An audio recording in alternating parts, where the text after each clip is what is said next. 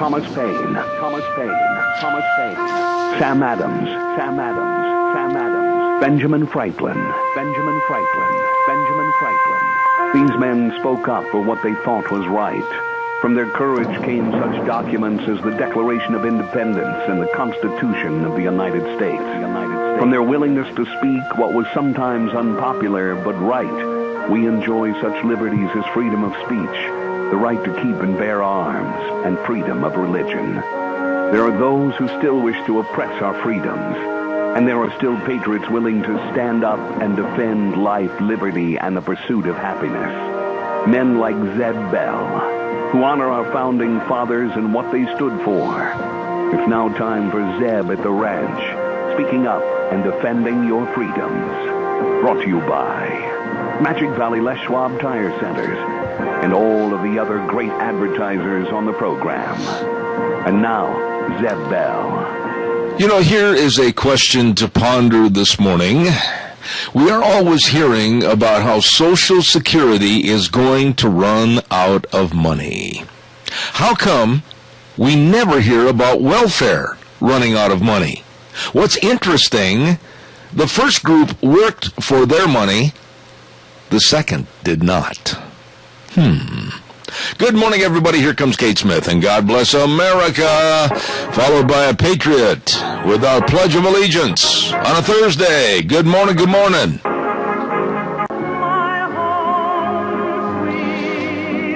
Thank you, Kate Smith, and good morning, everybody. I'm Zeb Bell at Zeb at the Ranch with our major sponsor, your Magic Valley Les Schwab Tire Centers, all 7 locations, getting you ready for safe wintertime driving.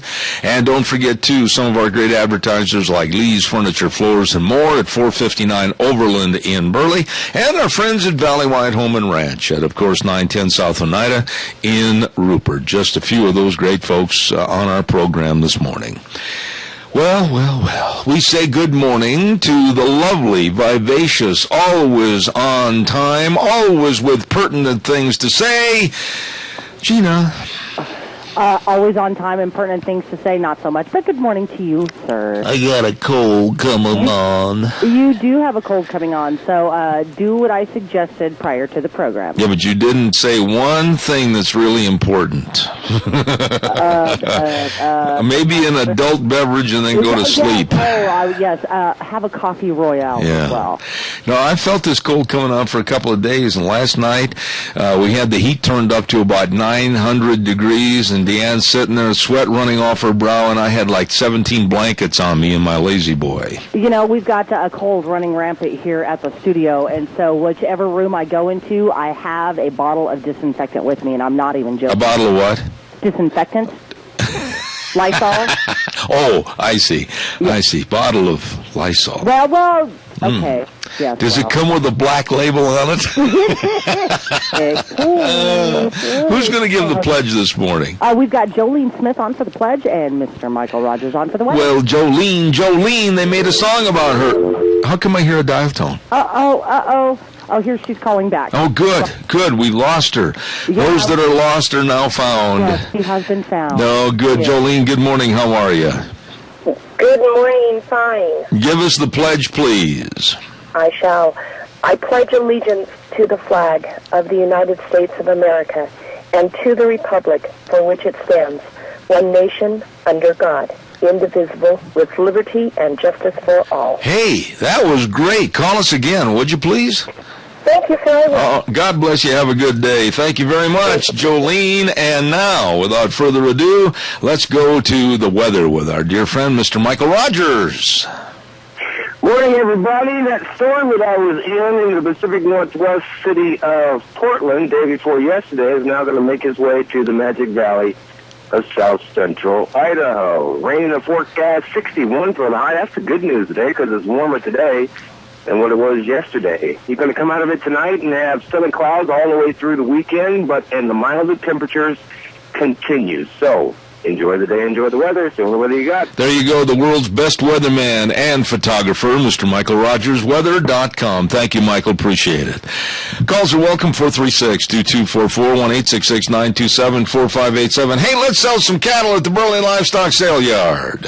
All right. right, good set of steer calves there. Here to get $1.31, 1.5, 31, 1.5, and 32, 2.5, 3.5. That's the chant of the world's greatest auctioneer, Merv May, along with Lance Udy and the rest of the crew at the Burley Livestock Sale Yard. Sale time today, 10:30 at 1100 Occidental Avenue in Burley. And for more information, call them at 678-9411. Here's just part of the run that's coming through the ring today. Tom Gary. Tom is one of the nicest guys I ever met in my life. Now living up at Albion. He's got 115 head of calves he's bringing to the sale. Greg Barkdahl out at Coldwater. Ooh, yeah, that country gets chilly in the wintertime. 100 head of calves coming in. Brian Kincaid of Connor Creek. You bet, Brian. How you doing? 100 head of calves. Mont Campbell at, let's see, I think he's over at Clear Creek. Yes, he is. 50 head of calves coming in. Robert Whiteley up at Oakley. 50 head of first calf heifers, and they will be preg tested before they go through the ring today. Lynn Higley of Malad, 30 head of calves. Gail Neal of Jerome. Hello, Gail. Butcher cows coming down to the sale today. Move You Dairy, 35 head of Holstein steers. Oak Ridge Dairy, 80 head of butcher cows. And Alan Kunzler out of Park Valley, Utah, semi-load of cows. That is going to be a ripping good sale today at the Burley Livestock Sale Yard, 1100 Occidental Avenue in Burley. Sale time, 10:30. Be there. Merv, sell those steers. All right, good set of steer calves there. Here to get $1.31, 1.5, 31, 1.5, and 32, 2.5, 3.5, 134, 4.5, 5.5, 5.5, 135, 50, 135, and I sell them $1.35. Zeb Mel, get bottom again. Oh, I'll tell you, for $1.35, I've said that. I don't mind hitting bottom like that. That's pretty good. Hey, don't forget Valley White Home and Ranch. They're going to have a one-day sale turkey bowling event in the store on November 16th next week. And I'll be telling you more about that, and there'll be 20% off on all clothing items. Oh, my goodness, don't mess this up. You can gobble up all the good savings at Valley White Home and Ranch. They've got all your feed. They've got everything for your livestock. They've got everything for your horses. They've got everything for you, all the warm clothing for this winter with the Carhartt and everything else at Valley White Home and Ranch. Going to stop over and see Steve and the crew this afternoon, as a matter of fact. 910 South of 9 and Rupert, Valley White Home and Ranch. So turkey bowling, does that mean we get to bowl a live turkey in the store? You know, turkey bowling, I don't know if you take a frozen turkey and run it down an alley or what you do. I'm not sure how they're going to handle that. You know, some of the radio promotions involving frozen turkeys being dropped in parking lots and that have gone amiss. They have gone awry. I remember one, where was it, in Pennsylvania or something, when they had the helicopter scheduled to fly overhead and drop a bunch of frozen turkeys, that the wind or something came up and a lot of the turkeys just disintegrated windshields on Subarus and everything else. You sure we're not talking about the WKRP in Cincinnati episode? Was that it? You know, there was something in real life, though, that where truth actual equaled fiction on television. I can't remember where that was. I'm going to have to look that one up because I'm just remembering the whole WKRP in Cincinnati. I love that show. Where was it Les Nestor? Yeah. Les Nestor, yeah. I think, and he dropped the whole live turkeys. And Turkeys could fly. Who was the pathetically poor the white belt, white shoes salesman? Remember the guy? I do remember. Yeah. I'm going to have to look that up now. I can't think of his name. My curiosity has been piqued. Yeah, because he was always, the epitome of a, hate to say this because I might lose a sponsor, used car sponsor, salesman. Hold on. I'm Googling this one. All right, I'll get a commercial in real quick. Rain for Rent, don't forget 134 South, 600 West, Highway 27, with the Rainke Pivot Sales and Service. Pivot, not Pivot. Anyway, Rainke Pivot Sales and Service, and all the Rainke rebates for this fall. They've got the people that know water. They've got the people that know irrigation. They've got the people that know, and they can help you. Brooks West and Skip Hilton and Frank Jensen, and they can help you with your industrial services, including pumps and everything else. Hey, why waste your time worrying about water? You don't have to. These people can take care of it for you. Rain for Rent, 134 South, 600 West, Highway 27 in Paul, 438-5065. What'd you find out, kid? Well, I'm still looking. I found a whole bunch of photos. I can't think of that salesman's name. Everybody liked to hate him.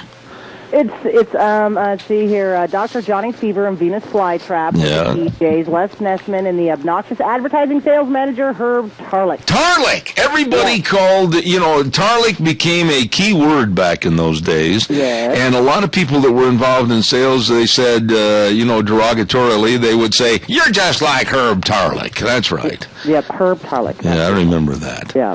And the ultimate put down was to be compared to Herb Tarlick. See, when this show came out, I was still in it came out in, what was it? I'm going to say it was in the early 80s or late 70s. 1978 to 82 was Yeah. the run, and so Yeah. I was like grade school at that point in time. I can remember vividly the theme song, WKRP in Cincinnati. As a matter of fact, I think I have that. Do you play it just once for posterity, would you Okay, please? let me find it first. Okay. By the way, while you're looking for WKRP in Cincinnati, Valley White Home and Ranch, I just talked to you about those good folks a moment ago, and I also want to tell you, as I switch my papers over here to Ramsey Heating and Electric, I'm organized. Ramsey Heating and Electric at 2600 Overland Avenue in Burley. And with the colder weather coming on, you sit in your little comfy living room, and you say to yourself and your lovely bride, well, our furnace can handle the cold weather, but, think about it from your furnace's standpoint. You didn't change the air filter, and you turn the thermostat up, and it's going, and it's groaning a little bit because it's trying to give you all the heat, but hey, come on, you didn't put a new air filter in there. Stop into Ramsey Heating and Electric, and they've got the good quality air filters, and you can buy them by the box and save 10%. Ramsey Heating and Electric in Burley, where they provide warm winters and cool summers. What did thou find? Are you still looking? Oh, here we go. WKRP. Baby, if you've ever wondered, That's it. wondered whatever became of me. Sing it, Zeb. I'm living on the air in Cincinnati,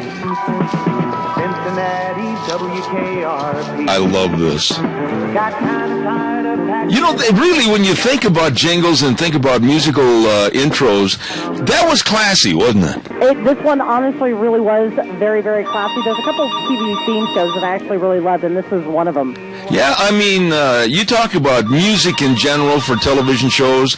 I don't care if you're talking back in the 60s and the 70s about the Donna Reed show, or if you're talking about the Real McCoys. They had a very distinct opening, the Real McCoys. There's Amos the grandpa, and Luke and little Luke and Kate and everybody. And hold on, I got to play this one for you. And this should take you back to the day. Okay, this will take me back. Name it. A Magnum P.I. Bingo. Tom Selleck. Driving the little red Ferrari. And who was the guy that he loved to antagonize? Higgins. Higgins. Higgins. Yeah. I tell you, that brings back a lot of memories, and Don't it was the propulsion that was necessary to put Tom Selleck into the public eye and really make him a big star.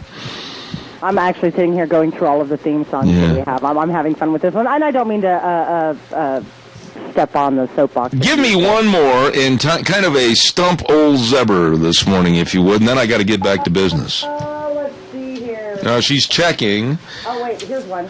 And while you're looking, I'm going to wish Carl Clark a very happy birthday on Sunday this weekend. Oh, that is famous. Here comes Hoss and Little Joe and Adam and Pa following along behind because he couldn't ride a horse worth a bag of sour apples. Lorne Green holding onto the saddle horn with both hands, and then the camera stops and they say, "Welcome to Bonanza." I love Bonanza. Yeah. Lorne Green was pathetically bad at trying to ride a horse. Oh, he was pathetically bad, but he did play a good Pa. Yeah. He really did. Dan Blocker wasn't too bad, and Little Joe, he was not too shabby at riding a horse, and Did they do all of their own stunts during this show? no, Try to anyway. Little Joe tried to do most of his stunts, I know that, but finally, as the series became successful, they suggested that maybe he get a stuntman. And then Pernell Roberts, that played the oldest brother. Remember, he always wore a wig and a toupee in the show because he was as bald as a cue ball. Okay, there's one more, and sometimes this is what I feel like in the morning. Oh, okay. What's this one? Hey, old boy, old beast, old monster, old kid. What's all the excitement? Happy birthday, have a party. And I imagine you'll get a few presents from your fans. I don't know what that is. Bugs Bunny. Oh, Bugs Bunny. No wonder I didn't know. That's all, folks. Yep. We got to get rolling. Oh, my goodness sakes.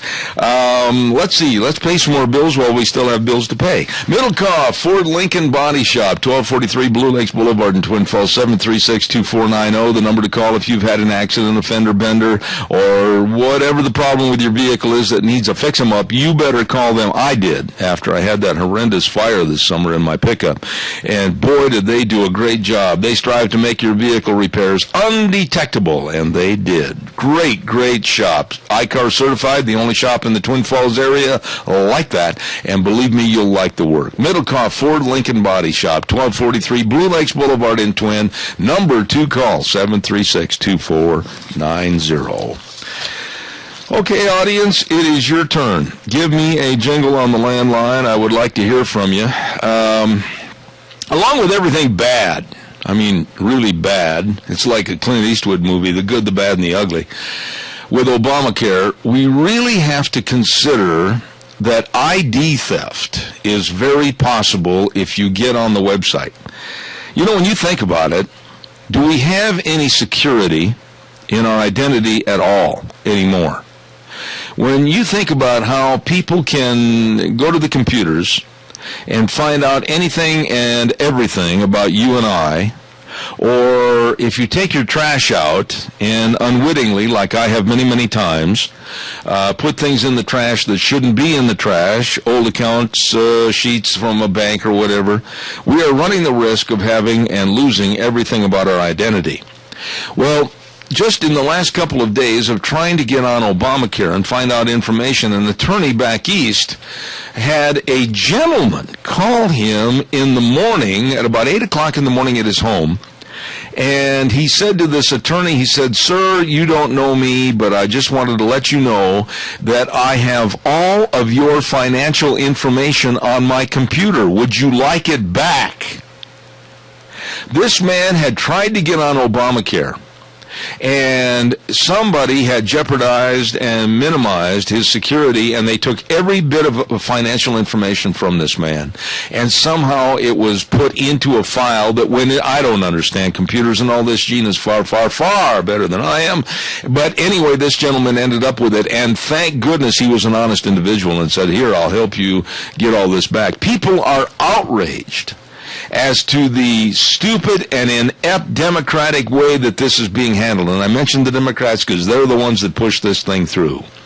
But yesterday, and this shows you that they're trying to play CYA, and I don't have to tell you what that means. Surely you know. Yesterday, 15 Democrats showed up, senators, showed up at Obama's office to tell him that Obamacare isn't working, and they stand a very good chance of getting thrown out of the Senate. As a matter of fact, the longer that Obamacare goes down the drain, the better chance we have of getting rid of these Democrats in the Senate. And quite frankly, I hope it happens. I don't see any way that by the end of this month of November, from what I listen to and what I read, that they're going to have these problems solved. Now, just last night, or early this morning, if you will, I received from the Health and Human Services Office of Public Affairs another email. It came in at 1:45 this morning into my office, and it's entitled An Update on Healthcare.gov, written by Julie Battelle, Director of Communications. And here's what the first paragraph says. Today, we provided an operational update on the status of Healthcare.gov. In terms of the user experience today, we are seeing slowness in the marketplace application, and some users are having difficulties with logins. We are working now to identify the root causes and put in place repairs as soon as possible. There is still a lot of work to do, but our efforts to improve and enhance Healthcare.gov continue to progress. That was a 1:45 this morning that came in. This is absolutely, this reads like a patient dying. And the team of doctors are frantically trying to keep alive this patient on life supports. And they're sending out all these messages. Well, we're working on it. We know we've got problems. There's still a lot of work to do. We're trying to identify the root causes. It's not any better than it was 38 days ago. 38 days ago. This is a sham. This is a joke, but nobody's laughing. And last night, for the first time since this debacle started, there was finally some conversation about the claims. What about the people that do have it? What about their claims? How are they being covered? What about the doctors? How are they being reimbursed? What about the hospitals? How are they being paid? Nobody knows. Nobody can figure it out. They don't have a clue. Some of the hospitals, like the Cleveland Clinic, are sitting there throwing their hands up in the air and saying, "What's going on?" This is absolutely ridiculous. You know, right now would be an ideal time for us, the good old working class of America, to say, okay, boys, here's the deal. Call all of our senators and all of our congressmen, every one of them across the United States, and tell them they're all gone in 2014. They're out of there. And tell Obama no more tax money for stupidity and insanity and waste. We need to tell, not ask, not be polite, just tell our legislators, you vote our way, or someone else will be sitting in your chair next year. That's it, plain and simple. Good morning, caller. You're on the air. Good morning, Zeb. Hey, yesterday you made a comment about if anybody can call in and say one good thing about Obamacare. Yeah, I did. The Democrats own it.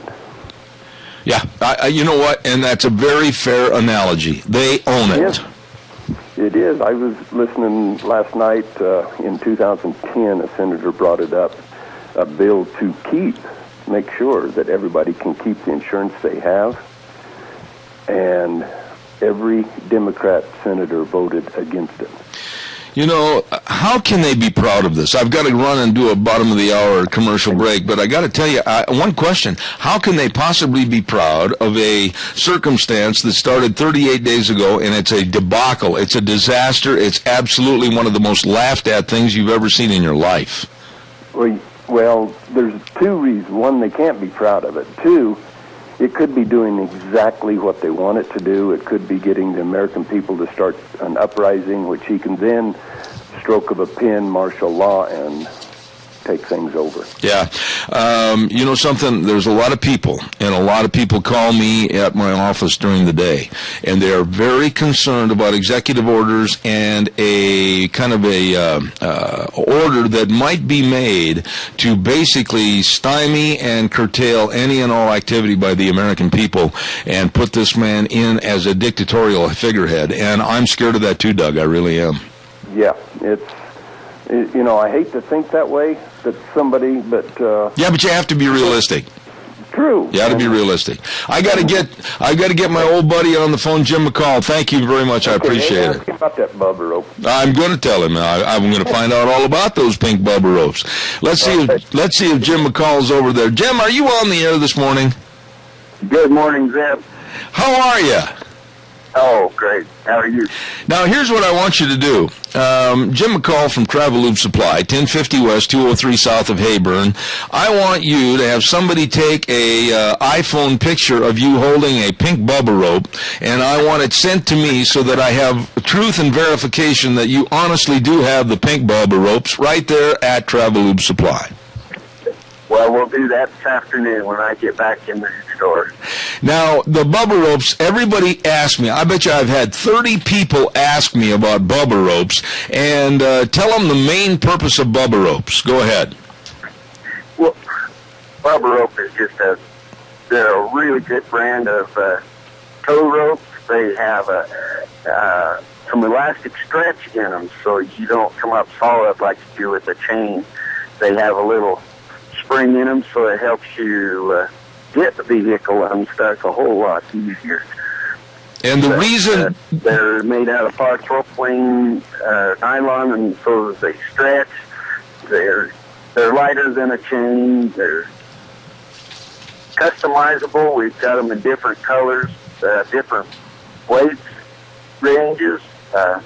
These pink ones are just a really nice size to put in a light pickup or SUV, and especially being pink, you know, if you've got a girlfriend or your wife, daughter with SUV, something they need something, a rope in there to help them out, just in case. You know, and I'll tell you something else, and I'm not making any jocular remarks about this at all, because it's very true. Professional rodeo started the Tough Enough to Wear Pink Night in honor and commemoration of trying to garner more funds for breast cancer awareness and research, and that's what Bubba ropes did, too. They put these in pink, and so we certainly appreciate it. What did these Bubba ropes retail for? Quickly, Jim, I'm out of time. This particular one's $119. Come in their own nylon carrying bag. Everything you need with it. All right. You need special tow hooks or something for your vehicle, we can get them for you also. Everything you need. Grease guns. They can clean your air filters. They've got all the tools. They've got all the oil. They've got everything. They got more plowshares than they know what to do with. And they've got them at cost over there at Travel Loop Supply. Right, Jim? Yep. Buy plowshares, but throw in the bolts, too. Okay, well, listen, you have a good day. I got to run, but Travel Loop Supply with my buddy Jim McCall. Take a picture of you holding a pink Bubba rope, and I want it on my camera, okay? We'll see. I'll do that then. Okay, buddy, thanks. One of the nicest guys you'd ever want to meet. Travel Loop Supply, Jim McCall, 438-8730.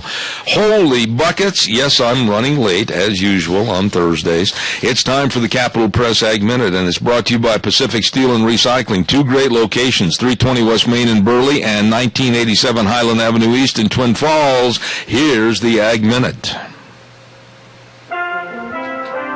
Today's Ag Minute brought to you by the Capital Press, the West Ag Weekly. The U.S. Potato Board is partnering with high-profile food and nutrition enthusiast Lisa Lillian, better known as Hungry Girl, to help sell the message to a targeted audience of women who cook that potatoes represent a healthy and versatile recipe ingredient. As part of a year-long contract equal to roughly 10% of the USPB's $1.9 million annual consumer nutrition advertising budget, Lillian will promote potatoes through a variety of formats and make guaranteed mentions of their nutritional benefits to her large audiences. Lillian, a former media executive with Nickelodeon and Warner Brothers, receives roughly 1.5 million monthly visitors to her website, HungryGirl.com. For more agriculture news and information, turn to the West Ag Weekly, the Capital Press, and CapitalPress.com. Oh, thank you very much. At Pacific Steel and Recycling, always working for you. And they're having a canned food drive the month of November. Bring in 2 cans of food and receive 10 cents more per pound and $20 per ton for iron and tin. All the proceeds go to the Helping Hands. 2 great locations, Pacific Steel and Recycling, 320 West Main in Burley and 1987 Highland Avenue East in Twin Falls. Holy cow, we got a lot of things going on here this morning, and I'd like your calls. Give me a jingle, please. And don't forget that I'm giving away, on behalf of Zeb at the Ranch, Smith's Food King, Ramsey Heating and Electric, and Valley White Home and Ranch, we're giving away 4 Thanksgiving turkeys this year in a drawing. All you have to do is send me a short paragraph about what Thanksgiving means to you. I mean, really, come on, put some heart and soul into this. What Thanksgiving means to you, and send them to my email, zebattheranch@hotmail.com. Zeb at the Ranch, all 4 words, then the @ hotmail.com. Send those to me and get them to me right away, would you please? For the drawing of the Thanksgiving turkeys. All right, give me a jingle on the landline right now, 436-2244, 1-866-927-4587. You know, I thank the people that are caring about what's going on in this country. I thank the people that send me notes and emails about everything that they're concerned about, because I bet you I've had the same email sent to me at least 20 times. And we have talked about it on the air at least 20 times, and I'm going to mention it again. I am very, very concerned about this administration more so than anybody else in the past, putting people into various White House positions of power that may not be checked out to their fullest with their background, who they are, and what they represent. I'm going to give you, again, 6 people and see if this doesn't bother you a little bit. And then, naturally, there will always be somebody in the audience that say, oh, you're just picking on Islam. Oh, you're just picking on Muslims. And like Mike Simpson called me a McCarthyist, I will say to you, yes, I am. And I'm proud of it. Thank you. Listen to some of these new White House positions. Arif Ali Khan is now the Assistant Secretary for Policy Development for the U.S. Department of Homeland Security. Oh, good. Oh, good. How about Mohammed El-Abari, Homeland Security Advisor? Rashad Hussain, Special Envoy to the Organization of the Islamic Conference. Salam al-Maraya, Obama advisor and founder of the Muslim Public Affairs Council and his current executive director. Imam Mohammed Magid, Obama's Sharia czar. Wait a minute. Obama's Sharia czar from the Islamic Society of North America? Oh, that gives me a warm, fuzzy feeling. And lastly, Ibu Patel, Advisory Council on Faith-Based Neighborhood Partnerships. Now, I remember vividly the day when Congressman Mike Simpson was on the air, and it was just days after he had sent a very negative, very condemning letter to Congresswoman Michelle Bachmann of Minnesota because she stood up for us and asked about why Hillary Clinton was naming members of the Muslim Brotherhood to certain parts of her office. And Mike Simpson condemned her and said that she was acting like a McCarthyist, just kind of trying to pick things apart and start trouble. And then when I said I didn't like these appointments either, he called us all McCarthyists. Now, Mike kind of took both 6-shooters out of the holster at that juncture and shot himself in the foot with me. Because I don't know about you folks, but little by little, inch by inch, step by step, mile by mile, I'm starting to see a pattern here of where Islam and Sharia law is being implemented into our government into very, very secure positions like Homeland Security, and that to me is like putting a fox in the hen house. And for Mike Simpson to accost me and others and call us McCarthyist, I doubt seriously if he's going to get a lot of support from me. Calls welcome, 436-2244, 1-866-927-4587. Don't forget, Ramsey Heating and Electric is offering rebates on qualified Lennox home comfort systems. Whether it's a gas furnace, air conditioner, or a heat pump, you and your family will enjoy the comfort. All you have to do is call 678-0459 and learn how Ramsey Heating and Electric can save you money. At Ramsey's, they sell warm winters and cool summers. What do you folks think about this? Or are you, oh well, gee, they must be good people. Certainly they were vetted. Certainly they were checked out. Certainly they were having everything in their background known. Certainly. Give me a call, 436-2244, 1-866-927-4587. Here's another thing for you to worry about. Did you know that you and I have had somebody reach into our billfolds and the ladies' purses and take out money to the tune of $29 million last year, and it's going to be much more this year, to pay for prescription drugs for illegal aliens? Oh my gosh, come on. You and I, the American public, $29 million. Oh, come on, what's $29 million when we're talking about being trillions in debt? What's a million here and a million there? Come on, Zeb, what's the matter? It's the new flow of money today. $29 million is a drop in the bucket. Well, it's not a drop in my bucket. $29 million from you and I to pay for prescription drugs for illegal aliens, people that have entered the country illegally, aliens that are not citizens of this United States, and that will remain the verbiage as to who they are and what they are on this program. We're buying their prescription drugs. Doesn't that give you a warm, fuzzy feeling like you've given somebody a real nice gift, only you didn't know that you provided it? Come on, get on the phone and tell me your thoughts. That's what this program's all about. Don't sit there and don't complain unless you complain on the air. Please. Calls welcome, 436-2244. Good morning, you're on the air. Talk to me. My comment on this is it's more and more and more, it seems like the people in power are taking giving power to our enemies, doing it on purpose, acting like we don't know what's going on and treating us like we're stupid. Well, wait a minute, though. It's really offensive. Wait a minute. Your statement was like we don't know what's going on. Well, we didn't know what's going on. I mean, they're doing this, and then we find out after the fact.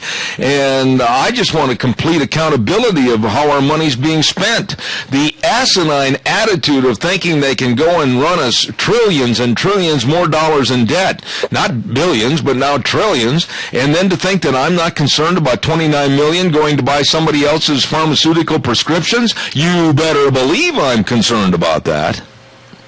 What I was meaning is we didn't know what's going on. Is they're buying votes, and what I don't understand is these people coming up from Mexico or from Canada or from the East Coast or West Coast are entering this country illegally, and they're trying to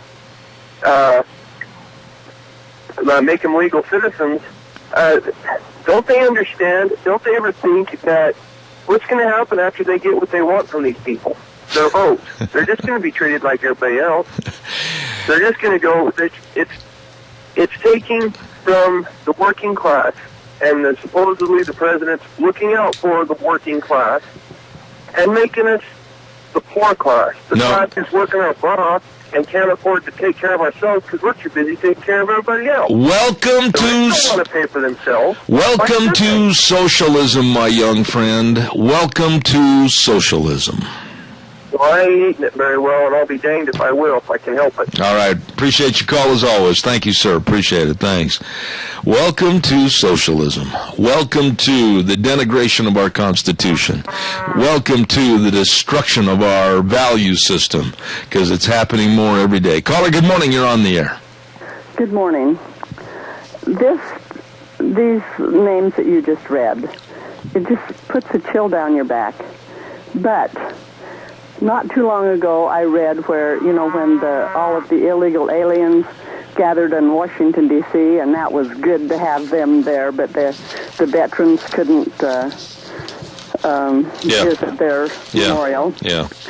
Now they are going to the leaders of those people to see if they can pacify their wants and desires, to know just what it is that they need that they can give them. We are being so copacetic and so amenable to bringing in all these illegals and providing them and giving for them and giving them prescription drugs.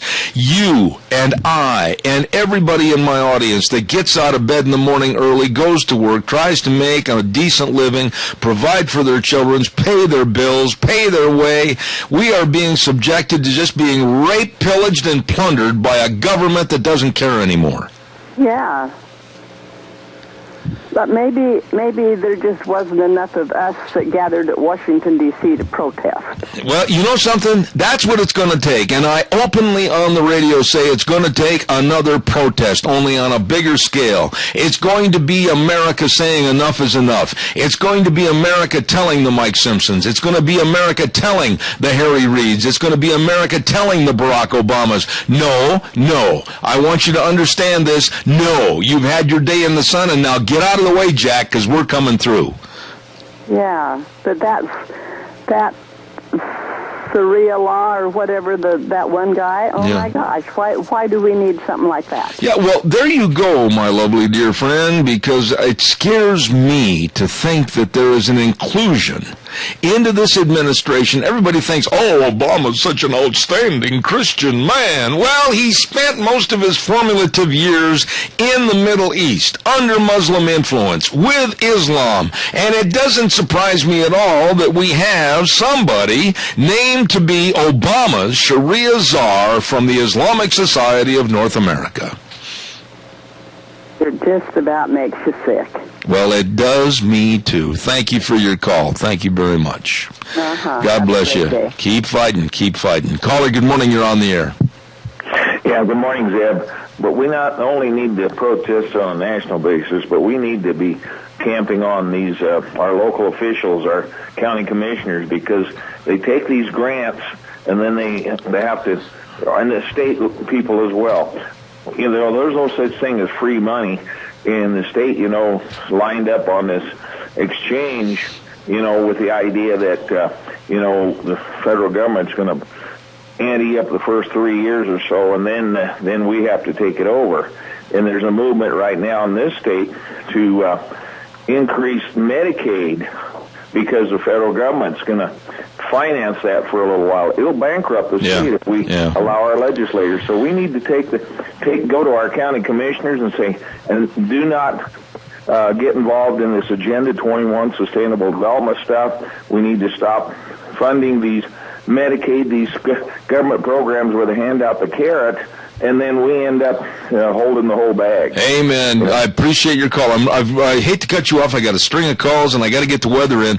But, Adrian, next week we're going to have another segment on Agenda 21, and I want you to be sure and be listening. Tom DeWeese, back on the East Coast, is really an outstanding spokesperson against Agenda 21. Don't miss it next week. Got to run. Thank you for your call. He's a great guy. I met him in person. I get his newsletter. You bet. He's a real great patriot. All right. Thank you.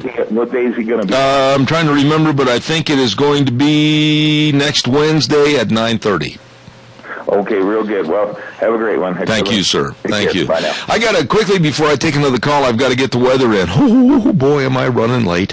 It's Michael Rogers Weather, brought to you by Quali's Electronics, 1730 Kimberly Road in Twin Falls. Don't forget a great big anniversary sale going on right now. Lots and lots and lots of televisions in stock. They've got the greatest in TVs. We're going to get a bigger one, too. And increased factory instant rebates now on Sony and Samsung. You better check it out today. Quali's Electronics, 1730 Kimberly Road in Twin. Here's Michael Rogers Weather.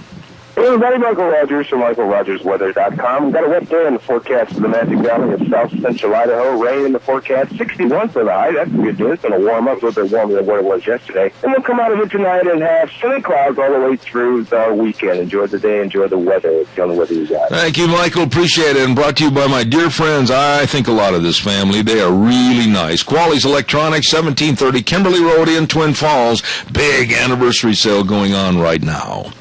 Gina, I thought I had another call. Do I have somebody waiting? No. Ooh, I thought I did. I apologize for that. What are your thoughts about all these people being named to various cabinet positions and like the Sharia law czar. Yeah, doesn't that bother you a little bit? That bothers me a lot. Yeah. A Sharia law czar. Why do we need to be paying, as part of a cabinet membership, Obama Sharia czar from the Islamic Society of North America, Imam Mohammed Magid? An imam?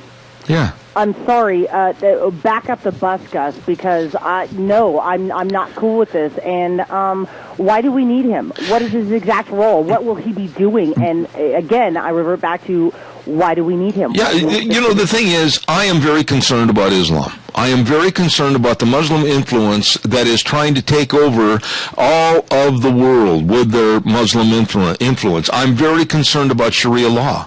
If you studied and listened and watched about Sharia law, did you happen to catch that little news story last night about the Muslims gathering? I think it was over in Europe. I can't remember. I walked into the room and just caught a piece of it, and they were talking about the call to arms for Sharia law, and they asked how many would absolutely honor the call to arms under Islam if something happened, and violence was mentioned, and they all raised their hands. This is something we all need to be very concerned about. They want to destroy the Western culture. They hate it. Spies, they hate it. They want to kill it. They want to kill us. So to have that position within our government should be very, very alarming to the American public. And I think that we should be standing up and saying, we don't need this guy. We don't need this position. Get him out and stop it with the executive order. These people need to be vetted first. Yeah, and here's something to consider, folks. Now Pardon me. Okay, but I want to get your response on this. Yeah. Right now in this country, and we had Martin Moyer on my program, and he was the author of Twilight in America, remember him?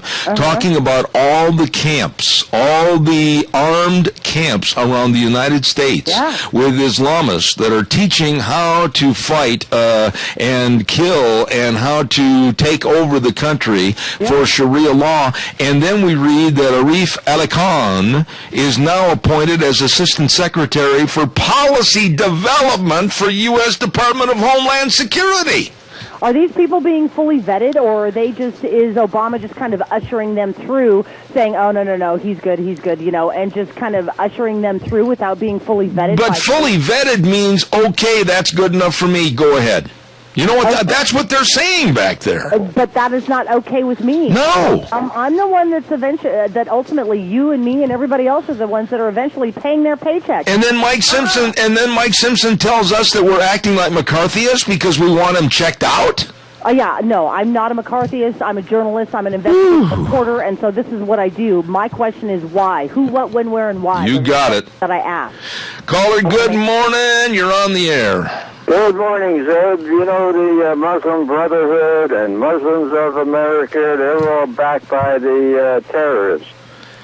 And nothing's being done by it. You're right, though. All these people are being put in key positions, and they figure when our Barack Obama weakens this country enough, they're going to start to strike. I just do not understand the problems we got over in Iraq. Now, there are people in the audience right now, right this minute, and Gina and you and me and everybody that's been on this program, they're sitting there condemning us because, why those people? Why, they're not fair-minded at all. Listen, I know what 911 was. I know about the death and destruction. I know people that lost family members in New York City that very harrowing day.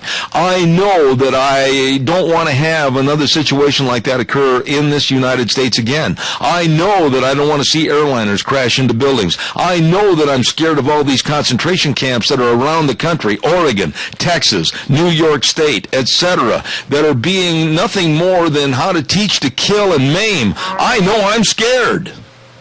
Well, our children are being taught Mr. Roberts' Neighborhood and the Bunny Rabbit, and the kids that being raised over in the Middle East are learning how to kill at an early age. Kill us.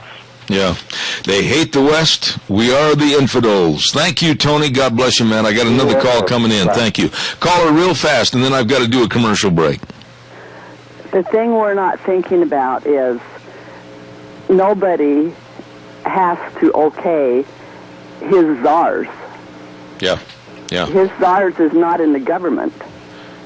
They are, well, he may put them in the government, but they are under him. So I don't think Congress or anyone else has any chance to say anything. Yeah, but you know something, Lorna, here's the quick part. I want you to respond to this. You and I are the employers of all the congressmen and the senators in the United States, and we also employ the president. Now, as the employer, don't you think we should know who our employees are hiring as underlings? We don't know until it's too late, and this is what I have a gripe about. I question why Mike Simpson would call us McCarthyists when we want to find out about Muslims being appointed to the government. And yet, they're turning it around to where they're telling us, the employers, what they're going to do and who they're going to hire. And I say, not anymore. Really? I say that too. All right. God bless you for your call. Thank you very much. Got to hurry and tell everybody about my friends at your Magic Valley Les Schwab Tire Centers. All 7 locations serving you. Yes, and service is the key word. Now, they're getting ready for wintertime driving. They're getting ready for you to go around the curve and go, whoa, look out, wished I had studded tires. Well, they're waiting for you to come in now and check out all the winter traction tires, all the pin for studs tires, all the tires for safe winter time driving to get you through the muck, the ice, and the snow. Check out the tire change. Check out the best in batteries and the shocks and struts, the front end alignments, the best in brake service. It's all there at all 7 locations. Lane and Rupert, Dave on Blue Lakes and Twin, Mike and Buell, Mike and Jerome, the Twist family in Paul, John on Poline in Twin Falls, and Randy on Overland and Burley, your Magic Valley Les Schwab Tire Centers. I really am upset. I think we've got so much to be watchful of, so much to be wary of, and quite frankly, a heck of a lot to be scared about. I mentioned earlier, and I don't think we gave him enough credit, Carl Clark is going to be celebrating a birthday on Sunday. Gina, can we real fast have that birthday song come up behind us and wish Carl Clark many, many more happy birthdays? Carl, you're our dear friend, and have a great big slice of birthday cake on us. Here we go. Happy birthday! Carl Clark. Isn't he turning 29 again? 29 and holding times 4, I think. God bless him. I got to run. The news is next from ABC. God bless. We'll be back in 6. Don't go away, anybody. Oh, there it is. The band must have went potty. Well, I got on an Obamacare rant, and it lasted a little bit longer than intended, so my apologies. But I was venting. Oh, that's okay. Your check will be a little bit late. That's okay. Okay. I understand. We do have Miss Kay Cameron on with the minute. All right, hang on, everybody. This is Zeb at the Ranch. I was just wondering if everybody went to have an office staff party, and I was not invited. Welcome back, Zeb at the Ranch, with our major sponsor, your Magic Valley Les Schwab Tire Centers, all 7 locations, serving you for wintertime driving. And then also we want to say thank you very much to our friends at Lee's Furniture, Floors, and More at 459 Overland and Burley, and our friends at Valley Wine Home and Ranch at 910 South Oneida in Rupert. We're going to have our guest from the chamber on in just a moment, but don't forget Burley Glass. Oh, my friend Gentle Ben. Gentle Ben with the atrium windows that can increase the energy efficiency of your home 2 to 3 times. That's right, working hard to provide great service to all the communities in Magic Valley. Burley Glass, 1029 Overland Avenue in Burley. Talk to them about saving energy with the atrium windows. The best at Burley Glass. Right now, we kind of gallop over the terrain to stop in front of the Minnecasia Chamber of Commerce and water our horses, as we have now the lovely Kay Cameron. Good morning. I wish I was a lovely Kay Cameron, but this is Jackie over at the Chamber. That's just what I said. We're going to go over the terrain and visit with Jackie at the Chamber of Commerce. Good morning. Good morning. Kay and Heather are with the rest of our board up there at Albion having our board retreat, planning out their 2004 year or so. You get me. So I kind of want to touch bases on a few things we have coming up, if that's okay. You just feel the urge and go for it. All righty. Next Thursday on November 14th, we're having our 2013 Farmer and Businessman of the Year Appreciation Banquet. This year we're honoring Steve Westfall for our Businessman of the Year. As you know, he's been in business, well-respected CPA in the area since 1978, so he well deserves this award. And then our Farmers of the Year are Paul and Kathy Duncan out from the Jackson area. They've been here for a long, long time. I've known them for many years, so very well-known farmers. And so we'd love to everybody come out and show their appreciation to everything they've done for the Mini-Cassia area. The tickets are $25, and you can purchase them here at the Chamber. And our sponsors are Dale Evans and Valley Agronomics and Science Bank and The Voice and First Federal and several other people. All right, Jackie, let me stop you right there now. Where again is this going to be, and what time? Excuse me, I almost choked on the microphone. And what time of evening? Don't swallow it, Zeb. Don't swallow it. I know, it's not very palatable. Go ahead. It's at the Best Western Plus Burley Inn, and it starts at 6, and dinner's at 7. The social hour's at 6. Now, social hour, I love the terminology social hour. Does that mean where we all stand around and we say nice things about everybody and maybe have an adult beverage and then sit down and just really be nice and polite? We can be polite if we want, or we can be not polite, but most people are polite. I haven't found anybody that's not polite. Okay. And you're going to be there, aren't you? Because we can just be social and just have a good time and get to know one another better, and that's the fun thing about it, you just get to know one another better. Well, it's going to be a lot of fun, and that's next Thursday, is that correct? Thursday, so please come in and get your tickets. It's just really fun. Okay, now what else is cooking over there at the Mini-Cassia Chamber of Commerce? Coming up on November 16th at the Twin Falls High School gym, the Kiwanis are going to be called the Kiwana Eliminators, and they're bringing in the Harlem Ambassadors, and so they're going to be having a great time playing a basketball game against the Harlem Ambassadors, and so Minidoka Memorial Hospital is sponsoring some tickets, so I have 2 tickets for you to give away to 2 of your listeners, so if you want to give, after I hang up, if you want to give these away, they can come and pick them up over here at the Chamber. But it's going to start at 3 o'clock on November 16th at the Twin Falls High School gym.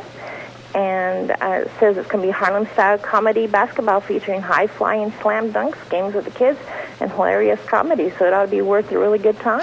I tell you what I'll do. In fairness to the ticket giveaway and in fairness to the event, you send me the information right away today on an email, zeb@theranch@hotmail.com, and next Monday I'll give away those tickets. How's that? Okay, and it's zeb@hotmail.com. Nope, okay. Zeb@theranch. At hotmail.com. Okay. Okay, and I'll certainly take care of giving those tickets away and give it due diligence next Monday on the program. Okay, will do. Anything else, Jackie? Oh, okay, we just have so much coming up in December. Let me pull up my event calendar. I should have been ready, man. We are just, like I said, they are up there at the board retreat planning out the new year. Don't forget, in December, the first Monday, we have the Mini-Cassia Merchants Association will be having the Christmas lighting program. They brought in the forms for us. If any of the merchants want to enter the lighting contest, they can have their vehicles in the parade. Okay. That's always lots and lots of fun. Now, when is the parade? What day is the parade? It's always the first Monday in December. Oh, okay, so that would really fast. So that would be like the 2nd, right? Yes, that would be the 2nd. So it starts there at Centennial Park in Burley. And they always have vendors. They have really good food, and everybody has a really good time. They have Christmas carolers out, and it's getting bigger and better every year. They want to give Twin Falls a run for their money, so more people we have come out every year, we can start doing that. Okay. Let's do it. Well, now, you have done a great job as the spokesperson this morning. Now, are they going to pay you extra for all your expertise this morning? Probably not, but, it'd still be kind of fun if they would. Well, I will definitely put a plug in for a raise for you, okay? Okay, awesome. And are you going to be at the chamber banquet this next Thursday to honor our ag officials? Oh, yes. I'm one of the event planners over here, and so, yes, this is my baby. Now, I should ask you, what is the attire? People probably want to know, do they have to wear tuxedos and gowns? No tuxedos and gowns, please, but not grubbies either. We'd like to kind of dress nice for this event. Not grubbies either. Well, that leaves a wide open ballpark right there. Yeah, so just, kind of wipe the manure off your boots, but, come anyway. Oh, gosh, I won't feel at home. All right, well, listen, Jackie, you did an excellent job, and if they want to contact the Chamber of Commerce, give us the phone numbers, etc. Okay, 679-4793. All right. Monday through Friday from 9 to 5. Very well done. Thank you so much, and God's blessings. Have a good day. Thank you. Bye-bye. Thank you. Nice lady right there, Jackie over at the Minnecasia Chamber of Commerce.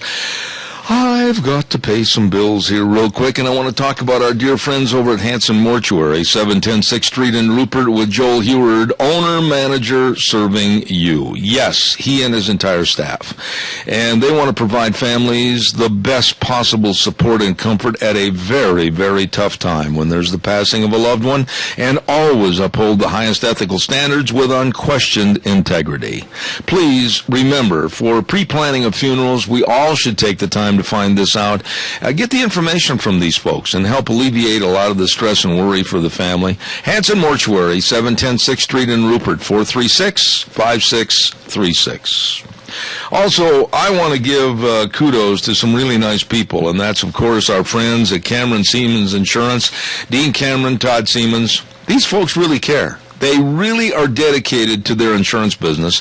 Life insurance, health insurance, retirement planning, employee benefits. They care. As a matter of fact, I'm going to be over there this afternoon talking to those good folks. You should, too. Call them at 436-4424. 436-4424. Cameron and Siemens Insurance, Highway 24 in Rupert. Definitely serving you. On Thursdays, I try to go through a bunch of public service announcements and things that are coming up in the community, and I'm going to try to take care of these right now. Next weekend, on the 15th and 16th, there is going to be the Kirk Webb Benefit Team Roping at the College of Southern Idaho Expo Center in Twin Falls. It's going to start on Friday the 15th with the number 11, number 9, and then a special muley roping, and then a number 8 handicap. And then on Saturday the 16th, they're going to have a number 6 handicap, a number 5 trailer roping, and I would really recommend that everybody try to be a part of this. Kirk Webb, a very dear friend of ours, was injured severely, and they're going to have this benefit roping for him at CSI's Expo Center next weekend on the 15th and 16th, and they're also going to have at the Expo Center next Saturday the 16th a dinner and auction, and that's going to start at 6 p.m. The dinner starts at 5, auction at 6, so please come and support that big benefit for Kirk Webb. And I see on also November 16th, St. Nicholas Annual Gala and Auction Fundraiser. The St. Nicholas Catholic School in Rupert will be holding their annual gala and auction, fundraiser at the Rupert Elks starting at 7 p.m. Live auction, silent auction, and raffle. And each class creates a one-of-a-kind project that is auctioned off during the event. And the money goes to the general operating fund and is very vital to the operation of the school. So that's St. Nicholas Annual Gala and auction fundraiser on November 16th. And then looking ahead, here is something very, very important, and I was reading this as it was sent to me by the Extension Office, the Idaho Ag Outlook Seminar. And this sounds like a really good project. I would love to be in attendance for this. It's going to be the Idaho Ag Outlook Seminar, and it's going to be at the Burley Inn, December 11th from 8:30 to 3:30, $20 per person, including lunch and materials, and please register by calling the Cache County Extension Office at 878-9461, and they're going to go into everything, the global ag outlook, the United States economic outlook, they're going to look at the weather, they're going to look at the grain situation, potato and sugar beets, beef and cattle outlook, dairy and alfalfa situation. It's going to be really a good Idaho Ag Outlook Seminar on December 11th at the Burley Inn. Okay, those are just a few of our public service announcements for this morning right here on Zeb at the Ranch. Gina, how are you doing over there? Well, I'm a little heated, but I'm doing okay. You're a little heated? Well, okay, here's the skinny. Of course, we all have to abide by this new affordable health care law, right? Yeah, well, that's supposedly what we're to do. And so today I get to go and talk with a fine gentleman over at Cameron and Seaman Insurance. I'm going to go and talk to Dean today about getting signed up on something that nobody really wants. You know, what time are you going to be there? Right after the show. Well, I'm going to be there, too. Are you? Yeah. Like at 11:10? No, I said at 2. Oh, you said at 2? Yeah. You're going to be there at 2 o'clock this afternoon? I hope so, or somebody gave me the wrong time. Oh, well, he's going to see both of us today, so he gets to hear both of us rant. No, you know, this is a tragedy, and I got to tell you something. This will kind of make you a little bit madder. You know, Obamacare is absolutely a joke, and still there is racism being played by the left against you and against me. Did you hear what happened during Tuesday night's election coverage on MSNBC? Mm-mm. Yeah, you're going to this is something else. You know who Chris Matthews is? Yes. Okay. Chris Matthews is one of the very few television people that was born without a brain, and he tries to operate without one. And he suggested that New Jersey Governor Chris Christie stood out because he hugged Barack Obama in contrast to the many racist Republican voters who have a physical rejection of Obama as an African American. How can you say something so absolutely vile and filthy? Because you don't have a brain? Yeah, that's what I said earlier. I mean, he's like, who was the Wizard of Oz character? The Tin Man that didn't have a brain? Well, yeah, okay, so for those of you who don't know the whole spiel on being in the news and everything's on a teleprompter, just like Obama reads off. Bingo. So he wrote this on the teleprompter with the intention of being inflammatory. Why in the heck would you want to be inflammatory and say something so false? Yeah, you know, in Matthew's mind, and this came to me just moments ago from the Media Research Center, my friends in Washington, and in Matthew's mind, any opposition to the president is due to racism on the right, meaning us. No. And he says name almost any issue that President Obama has faced confrontation on, and the MSNBC host has cited racism as the root cause, and the real reason for the shutdown, racism. Opposition to the Affordable Care Act, racism. Voting for Mitt Romney, racism. And the rise of the Tea Party, racism. He goes right down the line and says that anything and everything from us against the Democrats or against the idiocy of Obamacare is racism. So me being a critical thinker and actually doing research on the topic and bringing up facts and figures that are against the Affordable Health Care Act could be reverted back to racism. Oh, absolutely. I'm a critical thinker, and I can actually do the research. Absolutely. And with facts and data. And they call me a racist because I have hired for the last 5 years and have enjoyed his friendship and his diligence doing the weather, Michael Rogers Weather. They call me a racist because I absolutely think that Condoleezza Rice is one of the sharpest women in the United States today and is much more worthy of running for president than Hillary Clinton. They call me racist because I don't like Barack Obama and his ideology, but naturally I'm a racist because of that. I am so fed up with these slow-minded Democrats always throwing the racist tag out on every single thing. You know, and here's the whole deal. Okay, so Martin Luther King, we addressed this back in the 60s. We've had the civil rights movement. As far as I'm concerned, it's not racism because you know what?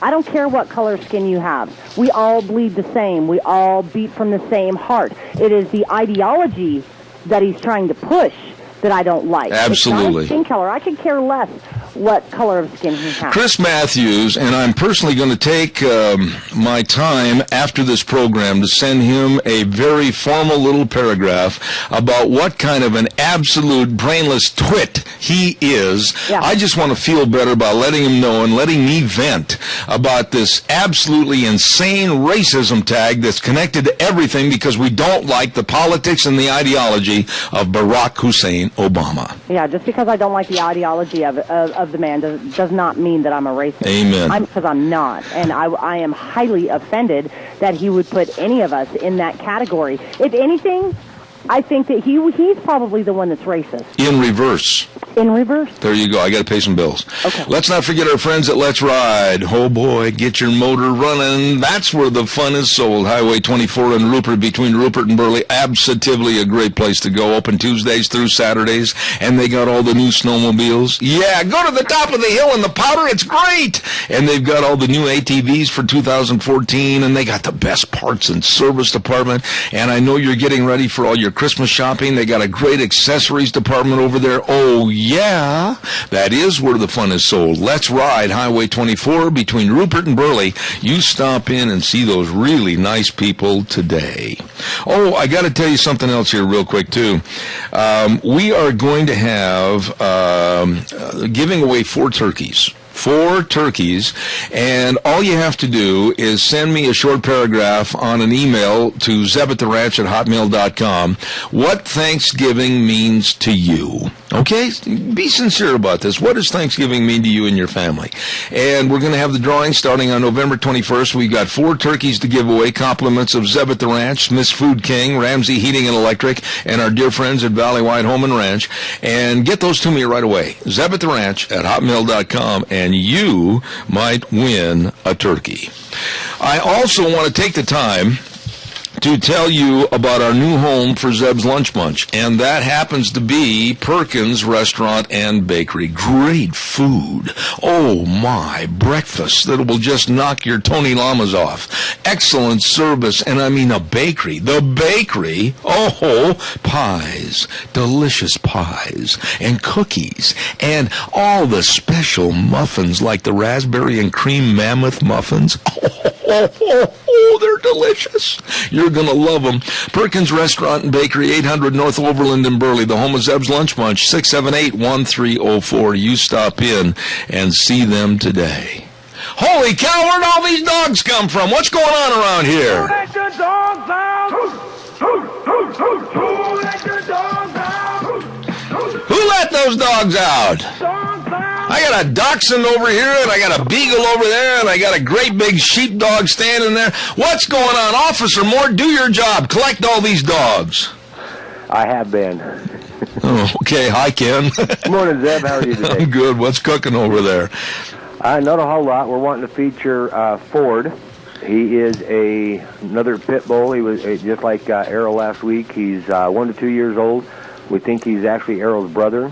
He's brown and white, real loving, full of energy, great with kids. Just excellent all-around dog. Okay. If anybody's interested in him, they can contact us at 438-2200 or call me on my cell phone at 670-7268. Okay. Now, what kind of a dog is he? He is a pit bull. I see. Okay. Right now, we've actually have moved out within the last 4 days. We've moved out about 25 to 26 dogs. Oh my goodness! To rescues that have found them homes, and what's been nice is we've been able to get a lot of these dogs from good, loving homes. Does it amaze you sometimes, Ken, on behalf of Minidoka Animal Control, all the dogs that you find on a weekly basis? It does. It's like when I started last year in October up through September, because that's our year for a budget year, and we keep all of our numbers. We took in just in that 12 months 653 dogs. Oh, 653 dogs? Yeah. Oh my goodness sakes. And the sad part of it is many of them just basically were unwanted. Yep, pretty much. Some of them we found tied up on chains and stuff in that we have on the side of the building, or we found them out back, or I picked them up running loose on the road. And probably not fed and cared for. Several of them that I'd picked up, Annette, were real healthy. Some of them and stuff in that looked like they hadn't missed a meal in probably quite some time. Mm-hmm. But there have been those that looked like they had been starved. Mm-hmm. because they were skin and bones, but we were able to fatten them up and get them back into good health and find them good homes. Well, you have just absolutely dedicated your life to being the best at what you do. Let me ask you, going into these cold winter months, is your shelter looking for more public attention on maybe towels and food and that type of thing? We're in dire need of old blankets because we got people that donate trash bag fulls. The only problem is we don't have the ability to actually be able to wash them all the time. So, and if they get really soiled, we have to turn around and throw them away. So we wind up going through quite a bit of the bedding stuff. Mm-hmm. And so we're really in need of bedding. Definitely in need of towels. Anything that anybody that can help make a dog's life on that a lot better on that over there in the facility, we're in need of. Because we are on a tight budget, so all the help that we can get is really appreciated. So if somebody went out and they've got a bunch of dogs at the ranch or the farm or whatever, and they just needed maybe about 3 or 4 bags of dog food, and if somebody bought an extra one and just kind of gave it to you, boy, that would help a bunch. It definitely would. Okay. We're always in need of dog food. We go through on a monthly basis of about 15 to 20 bags. They're about 40 to 50 pound bags a month. Wow. And Ken, if they want to participate and help you on what your needs are, how do they get a hold of you? All they got to do is contact us at the facility at 438-2200, or they can contact me on my cell phone at 670-7268. If you get a chance later on today, would you call me on my cell phone? I've got some information I need to get from you, but I wish you God's blessings, especially at this time of the year. You're doing quite a service for the community. Ken Mort with Minidoka Animal Control. And who let all these dogs out here this morning? Holy cow. Well, I'll tell you what, they're in good hands with Officer Mort. Who let the dogs out? Well, don't worry about him. He'll take care of them. I'll guarantee you that. Oh, thank you very much, Ken, one of my dear friends, and I have nothing but the utmost respect for what he does and what he represents. Thank you very much. We're going to, right now, jump over to another part of Burley and have a lovely lady get on the phone with us this morning, and I'll bet you she has more than enough to say about what's going on. Here is the lovely Rita Ramsey. Good morning. How you doing? I am fantabulous. How's everything over at your office? Oh, pretty good. Rita, I don't even know where to start this morning. I'm frustrated. I'm mad. I have nothing but bad things to say about this government. I have nothing but bad things to say about Obama. And after reading that little note about MSNBC's Chris Matthews, I have nothing but derogatory statements to make about him, saying about how all of us are racist. I don't even know about Obamacare. I got a note I read on the air earlier this program hour about how they sent me at 1:45 this morning. 1:45 this morning, HHS Office of Public Affairs sent me a note saying, today we have provided an operational update on the status of Healthcare.gov. In terms of the user experience today, we are seeing slowness in the marketplace application, and some users are having difficulties with logins. Rita, this is the 38th day, and they're still not any better. And it won't get better, and all they're trying to do is get everybody to get in there hook, line, and sinker, get hooked up with it, and then say, now we can't do this, and we're going to have to do that, and oh well, and it's just government at its finest. No, it's not. Let's not even get humorous about it. It's government at its absolute worst. It's the American government at its all-time low. It's the American government with Obama at the leadership that has put us down and at risk with every nation in the country and in the world right now. And this is a disgrace. Rita, the people that designed our website and do our computer work, John Ellis right there at 83318.com in Burley, could have been hired and done a 10 times better job than what these nincompoops did with the company that they brought out of Canada. Oh, absolutely.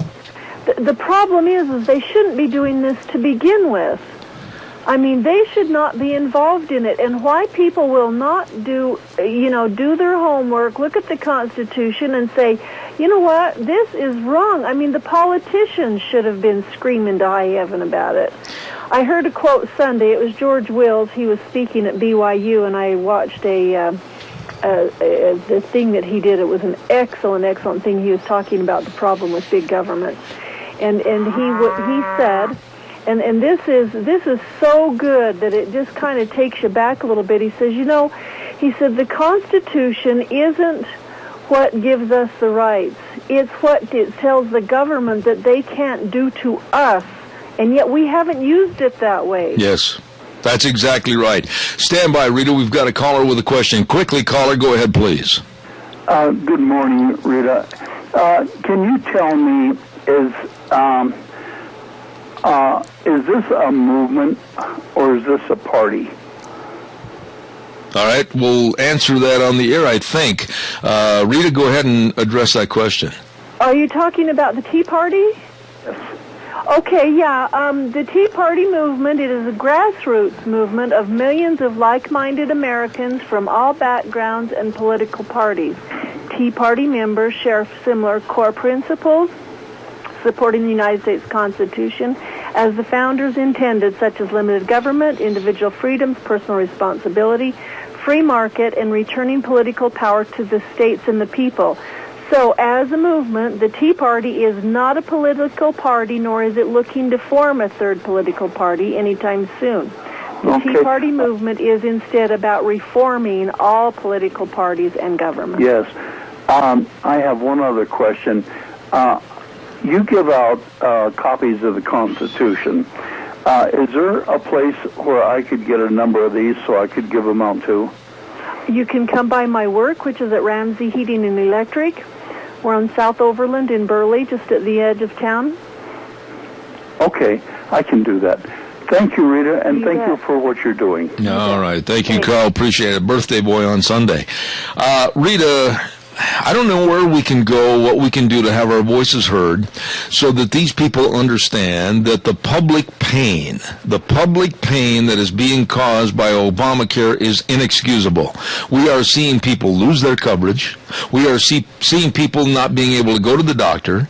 And we are seeing people able not to get their medication. We are seeing people throw their hands up in the air and say, listen, my insurance has been canceled. Listen, I've tried to get on the website and get Obamacare. Listen to me, we have nothing. And we're seeing doctors saying that they don't know what to do about claims. We're seeing hospitals drop Obamacare and anything to do with it, like the Cleveland Clinic, because they're outraged. Nobody's come and talk to them about how they can implement the program. This is a disaster.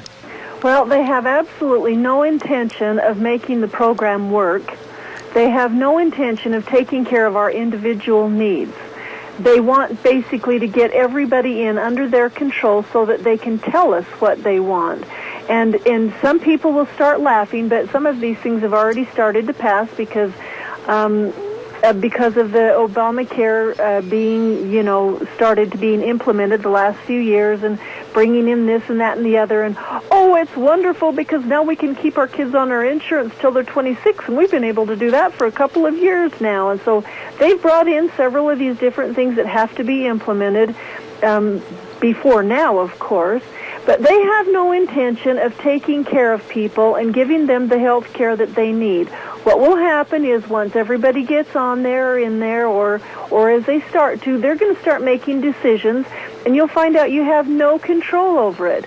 They're going to say, well, you know what, you've been sick for a while, and your health isn't really good, and we're just going to not give you any medicine, and, you're just not productive to society, and so we're just not going to take care of you. And maybe we'll give you some pills instead of surgery and forget about it. Yeah, exactly right. And here's something that was even more, and I hate to use the word laughable, but it just showed the phoniness and the crony attitude that's going on in Washington. 15 Democratic senators realized they saw the light, and it was a train coming at them head on. They saw the light of how bad Obamacare is, how bad Obamacare is going to be, and they yesterday said, wait a minute. We better do something. We better go talk to the president because next year in 2014, we're going to lose our Senate seats if they don't do something about this. They're more concerned about saving their big butts in the chair in the Senate than they are about their constituents, and they went to talk to the president yesterday to just basically help themselves. That's absolutely right. They don't care about what we want to do, or what's best, because if they did, they would say, okay, you know what, we have a section of insurance, catastrophe insurance or other kinds of insurance available through the federal government if you are unable to purchase insurance because of pre-existing conditions or if you can't afford it. And if you want to, you can get it through the federal government. And everybody else can just stay on your, whatever you've got, keep your insurance, the doctors can do what they do, and we will just provide this. And that's really that's actually how Romneycare started. And then it went to their Senate in their House, and because they were so socialist, it turned out to be Romneycare. But basically what it was is that people who couldn't get insurance or people who were going to be leaving the bills, the indigent bills to the state, they were trying to pick up and help them so that they had something and the state didn't end up with all of these bills. Well, you get politicians starting to screw things up and put their 2 cents worth in, and we can do this and we can do that, and we're so much smarter than regular people that it just turned into a travesty. And so if Obamacare really, if the senators and Congress really wanted to do what was best for us, they would offer that as an alternative to people who wanted it or couldn't get it because of otherwise one thing or the other, and let everybody else alone. But that's not what they're interested in. They're interested in control. They want control of the economy, and they want control of our lives. I said first hour, and I know you heard me, that right now is the perfect time. Right now is the perfect time to call or write your congressman, your senator, everybody in the United States. I know we have people listening all over the United States on the internet, whether they're in Florida. We've got listeners right now, many, many towns, Fort Lauderdale, Jacksonville. We've got people in Miami listening. We've got people in Texas, all over the country. Call your senators and congressmen and tell them something very simple. Just tell them that they're all gone. They're all going to be adios in 2014. You do not want them back in because they have not served you, they have not served your families, and they have not served America the way it deserves to be served. They're out of there for their stupidity and their insanity and their waste. And I tell you what, we need to clean house. We really do, and the best way to do it is, like you said, is to contact them. But the place where we have the most power, and I know I say this about every other time I talk on your show here, is knowledge is the power that we have as Americans.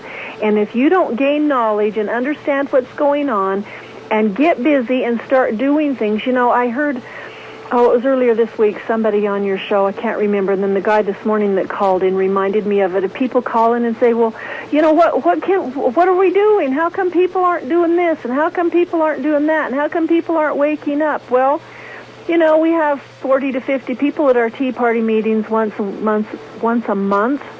That we should have such a big crowd that we can't even fit them into the room that we're in, and people ought to be saying, "Hey, I guess I'm going to have to get on board, and we're going to have to start making a difference."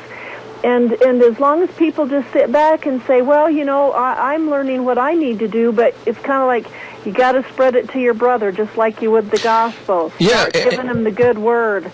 That interview that we were talking about was with my dear friend Dave Beagle back in Indianapolis, Indiana. And Dave, a very, very big supporter of fighting the unions. He fought the SEIU union and won he employs probably about 10,000, 11,000 people, and with his executive management services company.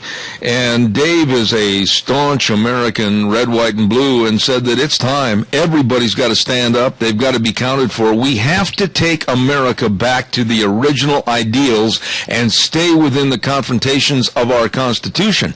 And the other night, I was watching Dr. Ben Carson, and I have a lot of respect for that man, so much so that I wished he would run for political office, the highest office in the land, as a matter of fact, the presidency. He said, under Obama, America is not and will not be what it should be. No, they won't. The biggest problem is how much damage will they do before he is not the president anymore. That's the big thing that scares me.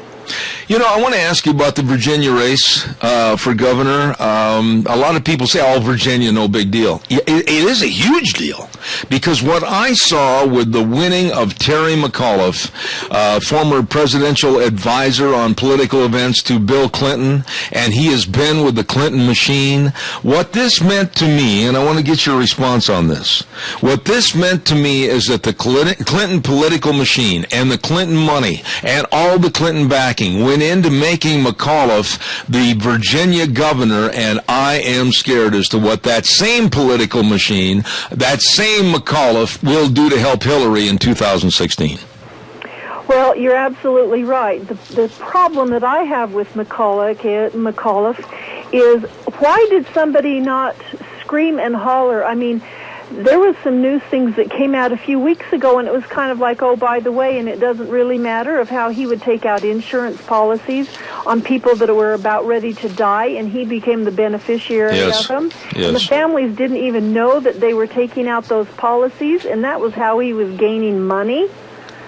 Yeah, the man is a fraud, the man is a crook, and I'll use those words because those are words that have been used before me. Yeah, well, and you know, stuff like that, I mean, they're just dirty to the core.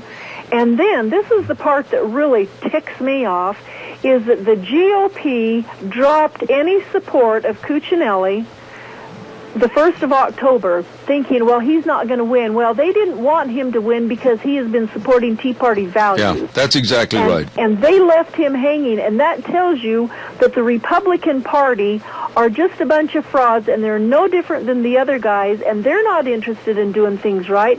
They're interested in doing things that will benefit them personally and nothing else. You realize, Rita, that you've been on this program for quite some time. And back about 18, 19 months ago, I was becoming, before the last election, I was becoming a big fan of having Chris Christie run for president. Then things started to happen. Then I started to read. Then I started to study more about this man. Then I started to hear more about where his likes and dislikes are. Then I started to find out who he supports really behind closed doors and what he says publicly. And I don't like Chris Christie. But all of a sudden, he has emerged as Joe Good Guy for the Republican Party after he showed his true colors of embracing Obama on the beach in New Jersey, and everybody thought that was so nice. He was trying to get along with both parties. I see nothing but a cop-out, a sellout, and a man that I don't trust. What are your thoughts? Well, I basically feel the same way. I do have a lot of admiration for him because of some of the things that he has been able to do in a state that is absolutely broken by socialism and the Democrats. And so I have to give him credit in that regard. However, he is really, really a moderate, and he is not somebody that we could look forward to as getting back to the values that we need to get back to. It's like government as usual with him as well. The big problem that I see with someone like him is that we want to have somebody more like Ted Cruz that'll go in there and say, you know what, I don't really care what you think about this. This is right, and this is wrong, and this is the way that we need to do stuff. And if you don't elect me to come back here again, I don't really care. I'm just saying this is what the people elected me to do this time. I'm going to follow through because I'm an honorable man, and I'm going to do it. And that's what we ought to be following. It's just that when the news media starts putting somebody up on a pedestal and the Republican committee is going, yeah, that's who we want, it's kind of like, you know what, he's probably not who we want. You know, I want to get back to a story that I also covered last hour, and I've hit it many times in the past, and that happens to be the appointments of various people that I find very questionable with their background and also what they represent, and that is the appointing of Muslims and people that adhere to Sharia law policies and Islam in general into very, very important offices within this administration. And the one that really sticks out, two that really stick out the most, are the people that I mentioned last hour, Arif Ali Khan, Assistant Secretary for Policy Development for the United States States Department of Homeland Security. And the other one that bothers me is Imam Mohammed Magid, Obama's Sharia czar from the Islamic Society of North America. When you look down this list of people that represent Islam and represent Muslim thinking and represent Sharia law and what they want to do to change America, are you not scared? Actually, it does frighten me, and the thing of it is, if you were to start doing some research and digging deep, we would find that these are not the only isolated incidences. That's right. His cabinet is full of people he's appointed, and they're Muslim Brotherhood people, they're radical Muslims. I'm okay with somebody if they're just a Muslim. You know, Dr. Zuhdi Jasser and... He's been on my program. Yeah, some of those people who say, you know what, these guys are radicals, and that's not what we believe in, and they're trying to make a difference and try to bridge the, just because we're Muslims doesn't mean we're bad, and that's really true. But when you get a lot of these radicals in there, you're just setting up a recipe for failure, and that's exactly what will happen. And it's a sad, sad deal, but nobody's making any notice of it. I mean, there's tons and tons of people that he has just appointed to do this, that, and the other, and they're all related. And remember when the big flap came out that Michelle Bachmann and Louis Gohmert were concerned about Hillary Clinton's assistant and how much exposure she had to the Muslim Brotherhood, and had she been vetted, and boy, they were about ready hung and quartered. Yeah, but who was the congressman that sent the very vitriolic letter to Michelle Bachmann criticizing her and calling her a McCarthyist for questioning those appointments? I don't know how many of them there were, but our Congressman Mike Simpson was among those. Well, he was the one that basically instituted and implemented the writing of the letter. And quite frankly, when Mike was on my program and I mentioned this to him, he criticized her and myself as being McCarthyists, that we were being much too much of a watchdog and trying to wave a red flag of warning when it wasn't necessary. I find it necessary. Well, you know what? I think all of us need to read a little bit about the McCarthy days and what happened there, because guess what? McCarthy was right. That's right. You know, when we look at the state of politics today and all the things that are happening, Rita, I want to talk to you about how it seems like there is a heavy-handed movement to take away our Christian praying and our rights. I'll talk about that right after. We've got about 3 minutes left. I want to get the weather forecast in here really fast, brought to you this hour by Lennox Home Comfort Systems through our friends at Ramsey Heating and Electric at 2600 Overland Avenue in Burley. Here's Michael Rogers with a weather update. Hey everybody, Michael Rogers from MichaelRogersWeather.com. We've got a wet day in the forecast for the Magic Valley of South Central Idaho. Rain in the forecast, 61 for the high. That's a good day. It's going to warm up a little bit warmer than what it was yesterday. And we'll come out of it tonight and have sunny clouds all the way through the weekend. Enjoy the day, enjoy the weather. It's the only weather you got. Thank you very much, Michael. Brought to you by Lennox Home Comfort Systems. And, of course, find out more with our friends Ramsey Heating and Electric, 2600 Overland Avenue in Burley. Rita, I don't think the general public really is paying attention to this story like they should have, because the Supreme Court basically is meeting right now and thinking about curtailing many of our rights and freedoms due to prayer and how we act as Christians. And I'm relatively afraid of what their decision might be. Well, the other thing that's bad about that is I'm not only afraid of what they're saying, but I'm saying, you know what? I understand the Constitution a whole lot different than they're interpreting it, and that's what makes me really ticked off, is that they are making up their own rules, because the Constitution and the part about the religion is that the U.S. government or the governments cannot have a religion that everyone has to be a member of.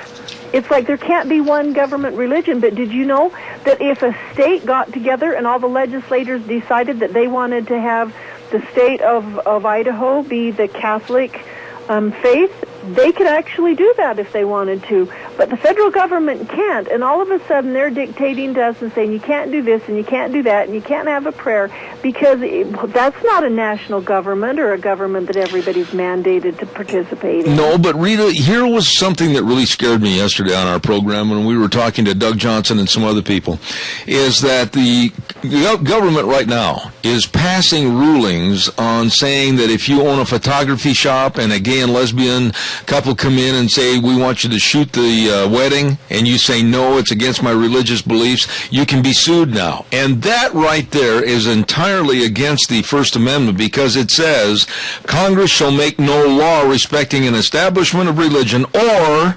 prohibiting the free exercise thereof. And that is exactly why we need to do a lot more studying and learning and versing the Constitution, because all of those things are taken away from us because we don't say, no, you're not going to do this. And, you know, kudos out to those folks who are fighting some of these battles all the time.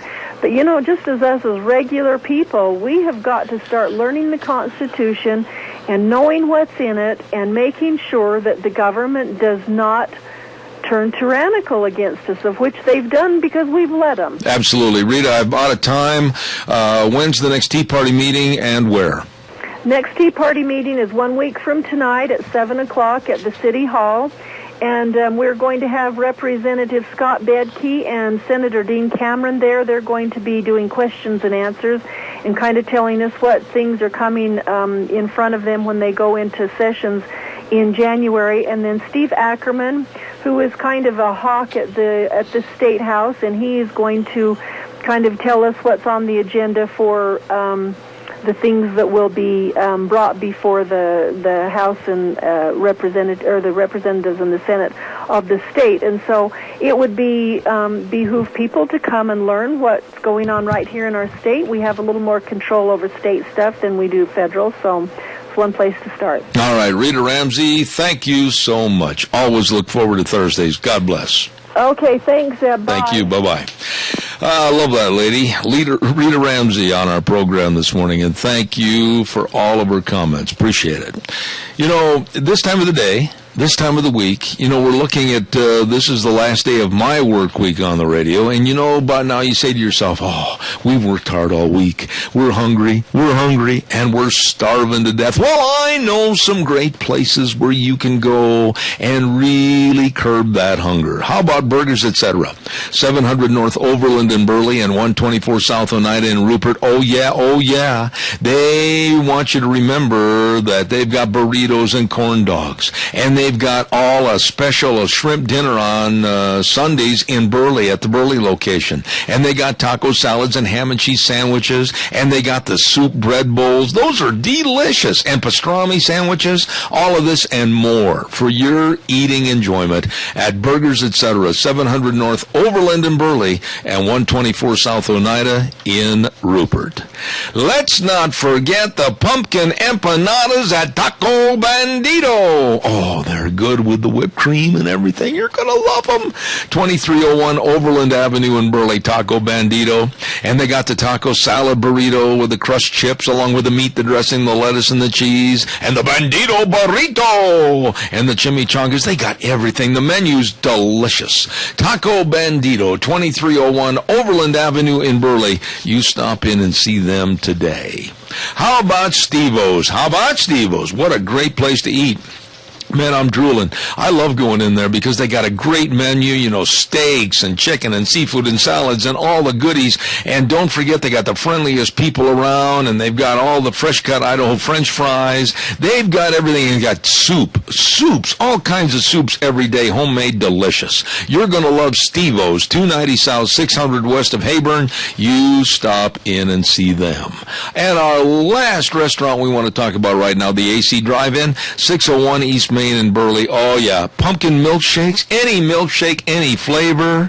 They're open 11 a.m. in the morning to 9 p.m. Monday through Saturday. And the famous Farmer Brown burgers. My grandsons love those. And, of course, all the fries and the special sauce. You're going to just enjoy the eating. It's an experience, a great experience at the AC Drive-In, 601 East Main in Burley. And those are just a few great places to go if you're hungry and starving to death. And eternally, I guess I could use that word. She's always hungry and starving to death. I'm always hungry and starving to death. Oh, man. Talking about food makes me salivate all over the microphone. You know, me too. And I love all kinds of different food. Oh, me too. Yeah. And pumpkin empanada. Oh, with whipped cream on it. Oh, it's hard to be a fat person. I know. I love it. I love it. What are you going to do this weekend, kid? I think we're going to be sandblasting out the underneath of a house that had some burnout on it and relaxing after that.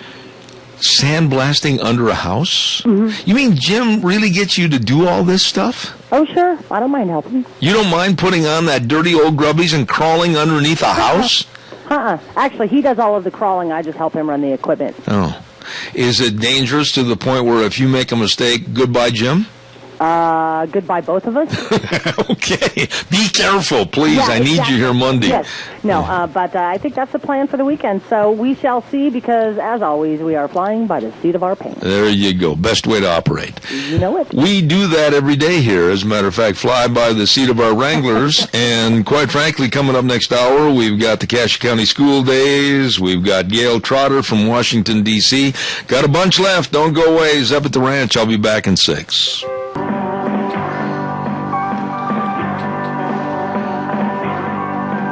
I love that piano music. Oh, my goodness sakes. Hour number 3, Zeb at the Ranch. On a Thursday, good morning. Welcome back. I'm Zeb Bell, and our major sponsor, your Magic Valley, Les Schwab Tire Centers, all 7 locations serving you for wintertime driving, along with some of our great advertisers, including, of course, our friends at Lee's Furniture, Floors and More, 459 Overland in Burley. We're going to be talking to them in just a moment, and also our friends at Ramsey Heating and Electric at, of course, 2600 Overland Avenue in Burley. Hey, don't forget the Chadwick Sports Grill, 139 West Main in Burley. They have delicious, absolutely phenomenal luncheon specials every day, Monday through Friday, $5.95. And then don't forget, too, the Senior Citizen Dinner specials, Monday through Thursday from 4 to 6 p.m., only $5.95. And today, they've got spaghetti with meatballs and garlic toast and super salad. You're going to love it. You always will, at the Chadwick Sports Grill, 139 West Main in Burley. Well, talking about furniture and talking about bedroom sets and carpet and all the goodies you need for the comfort in your home, here is Mr. Brent Lee at Lee's Furniture, Floors and More. Good morning, Zeb. Yes, good to be with you, and I have some great news. Okay, well, go ahead. Just arrived over the past 2 weeks have been, no exaggeration, 2 semi-loads of recliners, and it's that time of year when we run our buy one, get one free. And these are recliners that we specifically choose by way of frames and fabrics, and the company prepares them for us, and it's our running line, our wonderful Action Lane, and our Southern Motion, this group of chairs, so that we can have our buy one, get one free. And that it's that literal savings as well. You buy one chair, and you get the second one at no additional charge. And we have got a wonderful selection. So it's the time of year for comfort, the time to enjoy the ball games that are on the TV and snuggle up in your home. So come in, and we've got a great selection. I think we probably have now probably close to 100 chairs to choose from, styles, fabrics, and leathers. And then in addition to that, to complement, we've got probably the largest selection of sectionals that we've ever had. And most of those sectionals have recliners built in or a little entertainment center as well. And so come in while the selection is best. And yawn.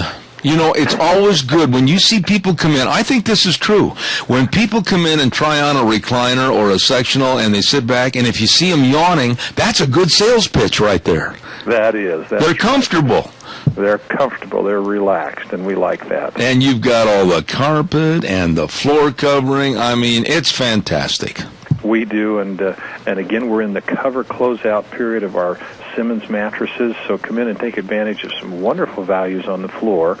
And many of those are a third to one-half off our sale price because Simmons is changing the cover and changing the name as they do once a year, so we need to change our floor models. So come in and take advantage of our great specials. Again, we've got mattresses for your bunk bed, for your guest bedroom, for the master bedroom. We have memory foam. We have the pocketed coil beds, a great selection, and we'll help you make a good decision. And remember, we guarantee you a better night's rest. If you get a bed and it's not right for you, we'll trade and we'll find that right combination for you. And they promise at Lee's Furniture, Floors and More that if you're trying a test rest and you happen to fall asleep, they'll put a little brown blankie on you and let you sleep until you wake up. That's exactly right.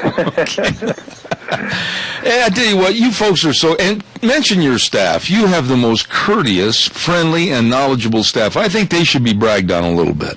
Well, and I appreciate that. We take pride in our customer service, and I think our staff does a wonderful job by way of being professional, product knowledge, customer service, and then as well, you know, we have those we work with on the installation side of the equation for our floor covering and tile and laminate, our window coverings, and we're very grateful for them and consider them to be an important part of what we do, and they're very professional and wonderful to work with as well. Absolutely. Ladies and gentlemen, I have tagged him the man that swims with sharks, and he knows all about comfort and the beauty of your home, and that's Mr. Brent Lee at Lee's Furniture, Floors and More, 459 Overland in Burley. Real quick before I let you go, you're not going to go anywhere this winter and swim, are you? No, well, it's the off season. We'll just stay here and try to stay in reasonably good shape. You do that all the time. Listen, God bless you and have a wonderful, wonderful week. We'll talk to you next Thursday. You as well, Zeb. Thank you. Thank you. Bye-bye. Quite a man right there. Brent Lee keeps himself in top-notch physical shape and literally has swum at so many locations around the globe. And when I said swims with sharks, I'm not kidding. I couldn't do it myself, but he does a great job. Okay, it is time as I pick up my paper, and it's time for Cassia School Days. That's right, School Days in Cassia County, and it's brought by some wonderful people, A Child's World, 1308 Overland Avenue in Burley, and Ambulatory Surgery Center, 1344 Highland Avenue in Burley. And with us on the program today is going to be the lovely Debbie Critchfield. Good morning. How are you, Debbie? I am well. Good morning to you. Well, I'm doing great, and I certainly appreciate you taking the time coming on the show with us this morning. And one thing that a lot of people probably are a little nervous about is parents, when it's a parent-teachers meeting, going in and visiting with little Johnny and little Susie's parents, and you've got some tips on how parent-teacher conferences can be much more effective. Go ahead. That's exactly right. As you stated, we hope parents aren't nervous. We hope that they view it as an opportunity to sit down, have a great discussion about what's going on in the classroom, besides grades, just an overall view of how the child's doing. And teacher conferences, parent-teacher conferences really should be interactive. Parents should visit with their child prior to going in and sitting down. Ask your kid or your student, and I know in the high school setting, the interview, so to speak, with your child might take a little bit longer than in an elementary setting, but find out what's going on with your child in that class. How are they doing? What would help them be more successful? What do they like about how the teacher presents? Is there something that would help them understand the material a little bit better? You know, let me ask you a question there, because I did not like my math teacher. And, in fairness, my math teacher did not like me. We had a mutual agreement. And in other classes, you know, like my biology teacher, Mr. Sponham, said, I think working with Zeb is such a great, fun event, and he's always asking questions. And then my parents met with Mr., I won't even mention his name on the radio because I didn't like him that much. But anyway, they got a complete different picture from my math and algebra teacher, and people and parents need to discern the difference, don't they? Oh, absolutely. Like I say, be proactive when you go in. You figure teachers do a lot of work to prepare to get the information ready to show the parents that, hey, this is what your student's doing in class and these are their grades. We feel that parents can also do their homework to become prepared or come prepared when they sit down with the teacher. And it's not just if there's a problem. I think there's a little bit of a misconception that, well, I don't need to go visit with my child's teacher because Susie's getting straight A's and we never get any calls from the principal or so forth. There's other ways that you can communicate with the teacher, and maybe there's other needs to be met. Find out what's going on in the school. Take it as an opportunity to visit with the school counselor or to visit with the principal. You want to be in the building and be a part of what's going on. And certainly we encourage parental support. We know that all the research and common sense as parents that are involved with their students will be more successful than those that aren't. How do we do that, though, Debbie? I mean, how do we go about telling people, parents, I'm talking to you right now, parents, you have got to be proactive. You are the child's parents. You're their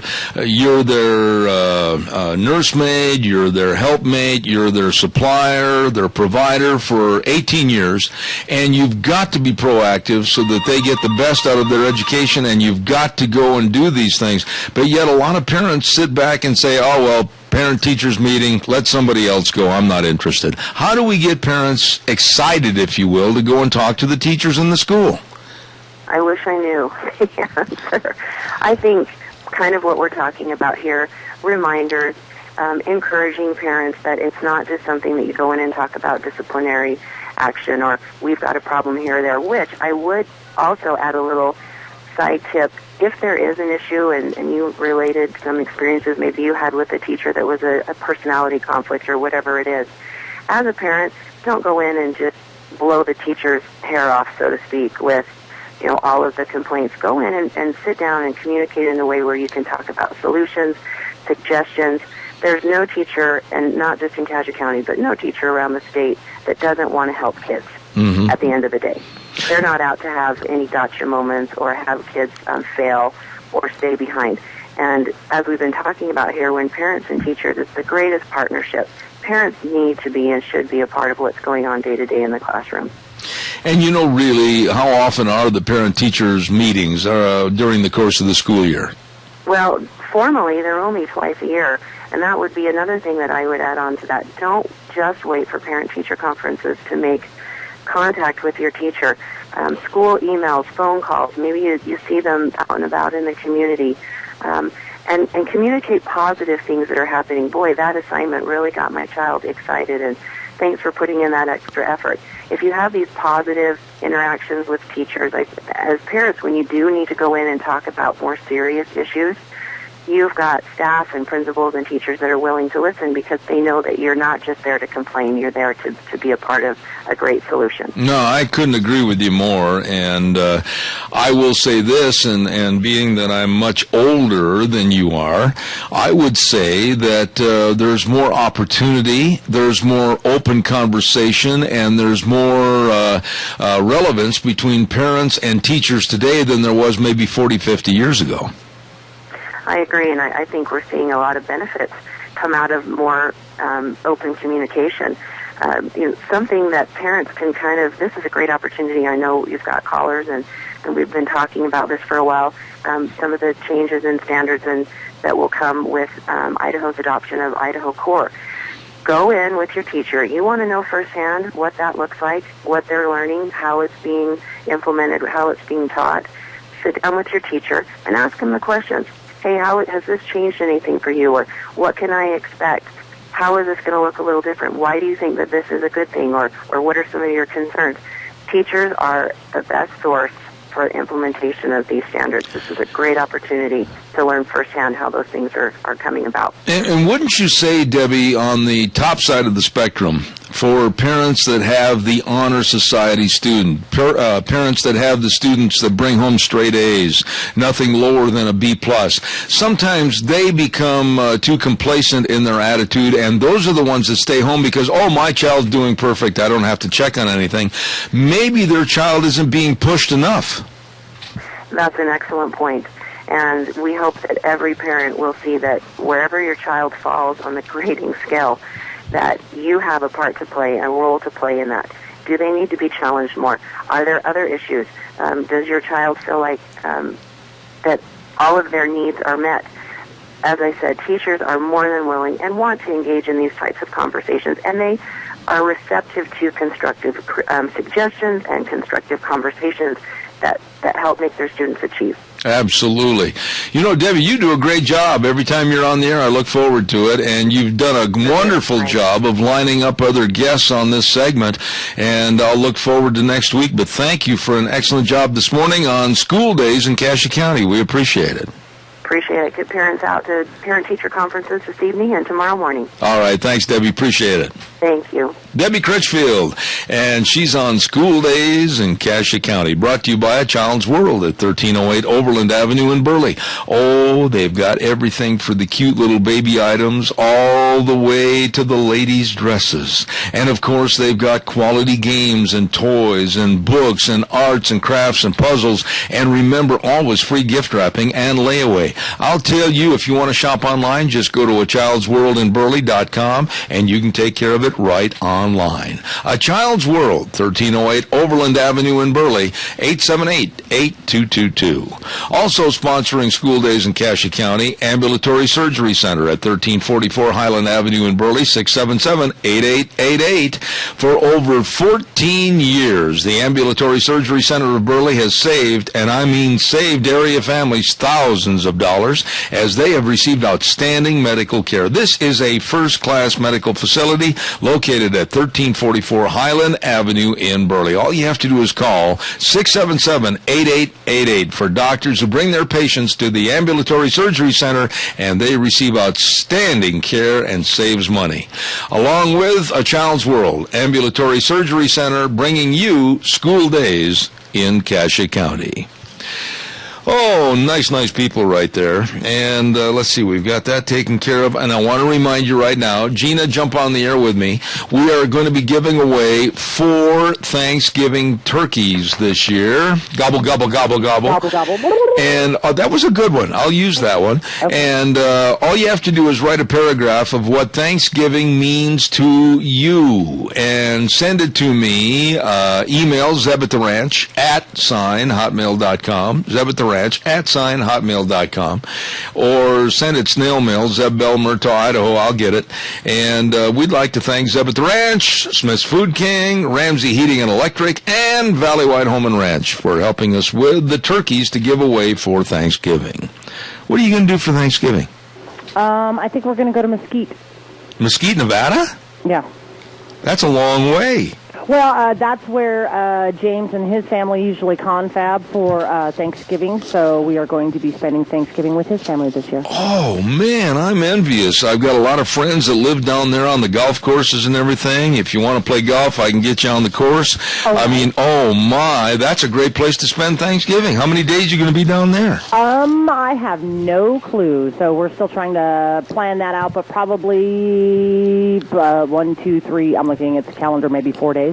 You know, I got to be honest with everybody, and I know you feel the same way. We in the media business, you especially, put in a lot of time, a lot of hours every day. Mm-hmm. And I think it's safe to say that when it gets closer to Thanksgiving and Christmas and New Year's, we all kind of sit back a little bit and look forward to some extra time away from the radio station so we can spend it with our families. We do, except for it takes a lot of work to get those extra days off. So you're right. It's up to you. I'll probably be gone on the 27th. Well, I tell you what. Which is a Wednesday. Hopefully you're going to be gone on the 27th, too. The 27th, I'm going to be on the air. Which is Thanksgiving? Thanksgiving is the 28th. Yeah, I'll probably be on the air that day, but if it's not going to be copacetic with your schedule, we may change some things, but I was planning on that, but I just hope wherever you go and spend Thanksgiving, you have a lot of fun with the family. Oh, we definitely plan on it. And, of course, to me, Thanksgiving is about being with family and with friends and just for really giving thanks for what we have and not worrying about what we don't. Amen. I wish more people felt that way. Yeah. Instead of sitting down and saying, gee, I wish I had this, and gee, I wished I had that, just thank the good Lord above. Thank you for what I have. Boy, I think more people need to be more cognizant of how blessed we are instead of what we want. And we truly are blessed. You know, we might want to have this and want to have that, but if you really get down to it and you look deep inside and look around you, we are very, very blessed. We really are. Compared to many of our neighbors. Amen. You know, I look around and I go, holy cow, I was griping about this, and then look at the guy down the road or the guy over in the next county or whatever. It makes you want to keep your mouth covered with duct tape sometimes. Sometimes, yes. Yeah. I have to place that duct tape over mine. You know who's celebrating his 95th birthday today? Who? Reverend Billy Graham. Really? 95 years old. Wow. That man has really led a very, very, I don't know what to say, interesting, praise-filled, blessed life. Boy, he's had it all. He's had it all. So 95 years young. Yeah. Happy birthday. Hey, by the way, who does Idaho play this weekend? Old Dominion? I have no idea. I think it is Old Dominion. Oh, we're going to lose. The only way they could possibly win this game is by playing Old Dominion because they didn't want to play New Dominion. And if we played their fourth string. I wish them luck. I mean, I am not going to criticize their football program anymore. I've made it a point. It's my New Year's resolution, even though it's not close to that. I was threatened the other night by a gentleman over on the north side. I don't want to mention his name, Larry Hudig. And I just want to say that I'm not going to say anything negative about the Idaho Vandals anymore. I'm going to wish them good luck against Old Dominion and hope they win that game. Yeah, let's see here. The game is going to be at the Kibbe Dome. Starts at 3 o'clock in the afternoon, our time. And I do wish the Vandals luck and go Vandal Pride, but me being a Vandal, and I can trash on my Vandals because I am one, I don't think we're going to do very well. I'll tell you what I'm going to do. I am going to pick Idaho to defeat Old Dominion this weekend, and I will bet you a breakfast delivered to your studio. Oh, okay. Yeah. I'm betting against my Vandals, but okay. And Boise State University is not going to win, and they are not going to lose because, fortunately, they have the weekend off. Yeah. They have a bye week this week? They do. Good for BSU for having the bye week. I wish we had one, but I think we already had our bye week. Oh, yeah, and thanks for sending your old, rejected Seattle Seahawk quarterback to the Green Bay Packers because it looks like Seneca Wallace is going to be the starting quarterback for at least a couple of weeks because Aaron Rodgers did break his collarbone, and I think all chances of winning their division and possibly going on to the Super Bowl have gone bloop down the drain. Well, you know what? I do have some respect for Seneca Wallace. He really does know how to play the game. He had some great moments with Seattle, so you just never know.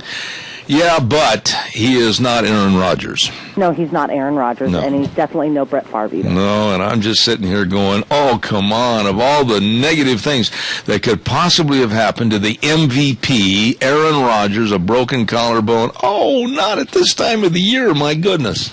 And have you been, I was reading more on the Martin Incognito stuff going on today, and it looks like, of course, Incognito not going to be playing anymore. Martin, they're not quite so sure. And it was kind of conflicting reports. Some were saying, hey, they were best friends on the field, so we're not knowing where this is coming from. Maybe there was something behind the scenes that nobody knows about. Well, here's the thing I said yesterday, and I've only got a minute or two left here, but I want to get your response on it. It just kind of made me a little weak in the knees to think that both his mom and dad are lawyers. Martin's mom and dad are both lawyers.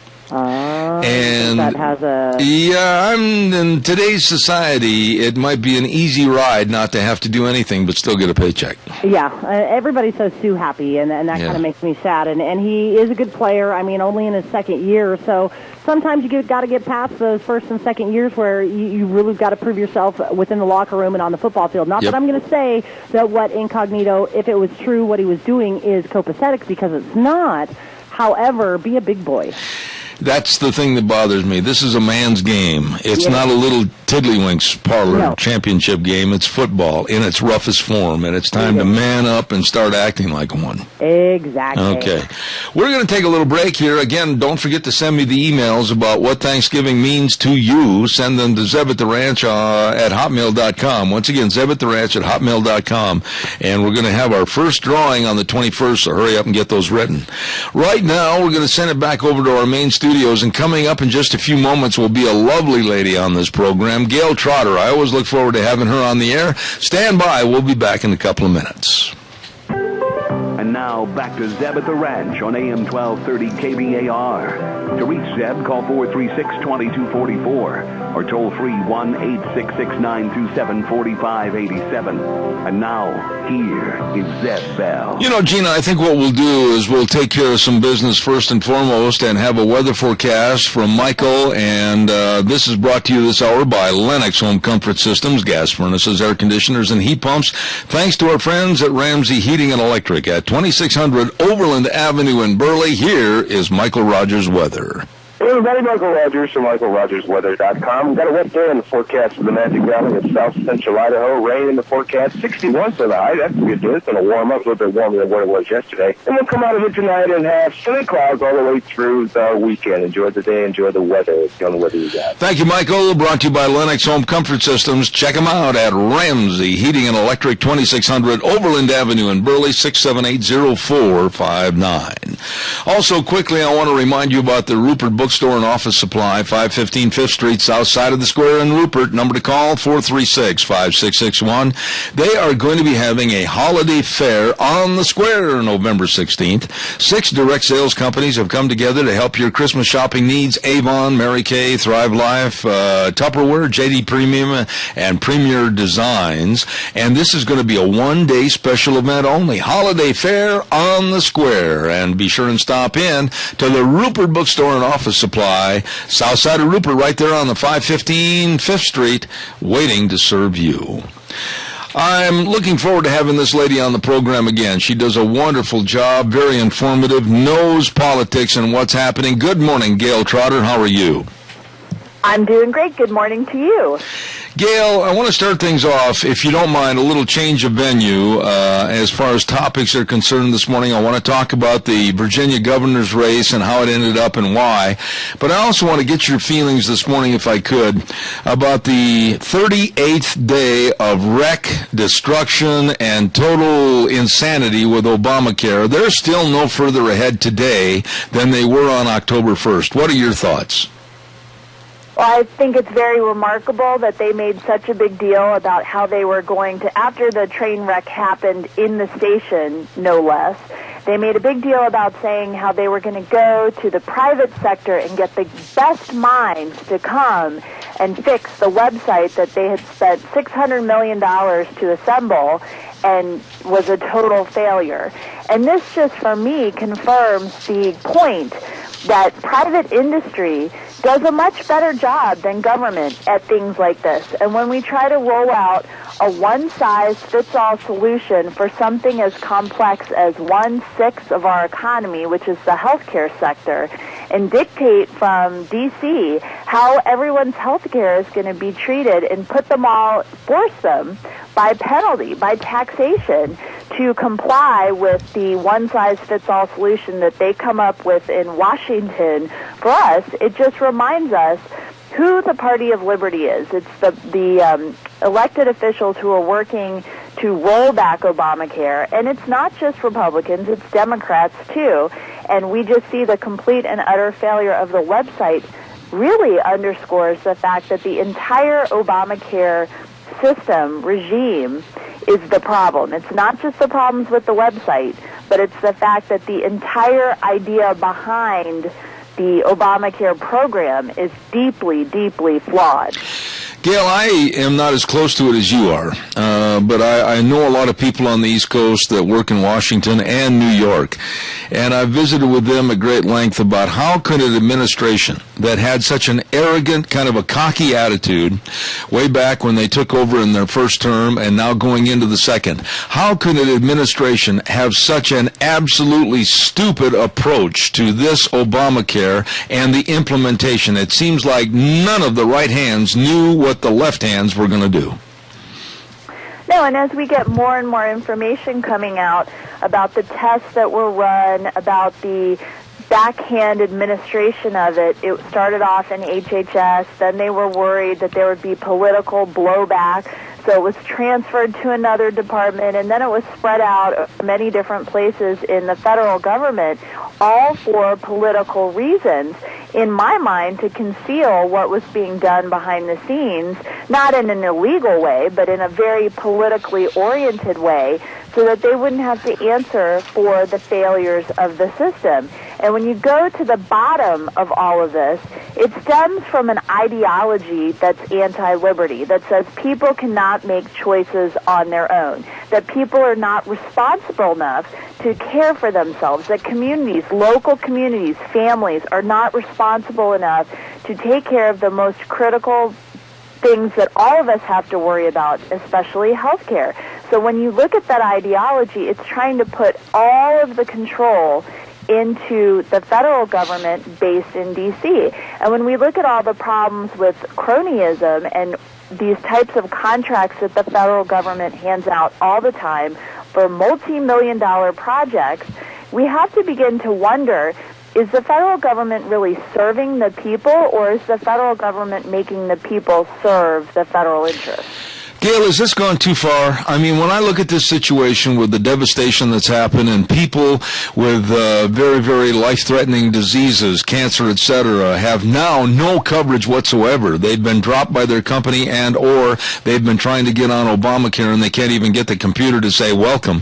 Have we gone so far that we have absolutely opened up the Pandora's box of negativity that we can't make this better in the future? And they're forcing, possibly with this failure of Obamacare, a single-payer system?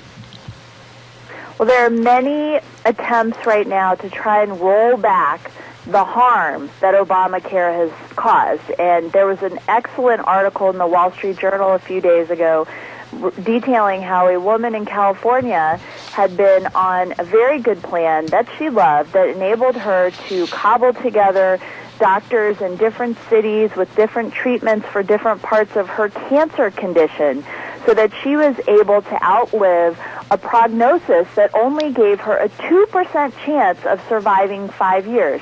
And now she's 7 years out. She's still alive. She's very satisfied with her health insurance plan that has spent over $1 million to care for her. She's happy with her doctors. And now her plan has been canceled because of the Obamacare mandates that made it impossible for this plan to be offered any further. And she's in the position where she's going to have to decide how best to go forward. And this just gives a lot of revealing information that a lot of the justifications for passing Obamacare in the first place were completely fraudulent, because the idea behind Obamacare is that we're going to help more people who are uninsured at that time to gain insurance. We're going to lower costs for everyone, and the president used the number by $2,500. That's a lot to lower premium costs for families. And then there was also this idea that people would have better access to doctors and care. And we see time and time again, now that the Obamacare regime has taken effect, that people are losing their doctors, the premium prices are going up, they're not able to keep the plans that they want, and all of those things that were used as justification for the moral case of why Obamacare was necessary to pass are crashing down. And the Obama administration cannot backpedal enough to justify this federal takeover of our healthcare system. And you mentioned about the single-payer idea. I think that all of this is just very illustrative why a total single-payer system would be even worse than the fiasco that we're undergoing right now. Absolutely. Let me ask you this about the word lie. You know, I have used, and maybe I'll be criticized by you and others, and I've got broad shoulders, I can take it, but when somebody says to me, nationally on repeated broadcasts 29 times, if you like your health insurance care plan, you will be able to keep your health insurance care plan, period. If you like your doctor, you can keep him or her, period. That's a definitive statement. That's a knowledgeable, definitive statement. And now to have him, Obama, walk back that statement and said, what we said was you could keep it if it hasn't changed since the law was passed, I call him definitively a liar. What are your thoughts? I feel like the fault lies with us, because there was plenty of information out there to show how it could not possibly be true that a federal takeover of our healthcare system would decrease premiums, would allow people to keep the plans that they had. So, yes, he did make a false statement in order to secure passage of the law, but we, as the American people, have a responsibility to be informed about these matters.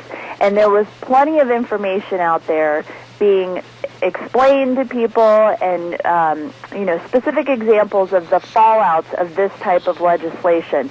So he was wrong to say that, and he should have political consequences for, it's his signature legislation of his presidency is Obamacare, and is a complete and utter failure.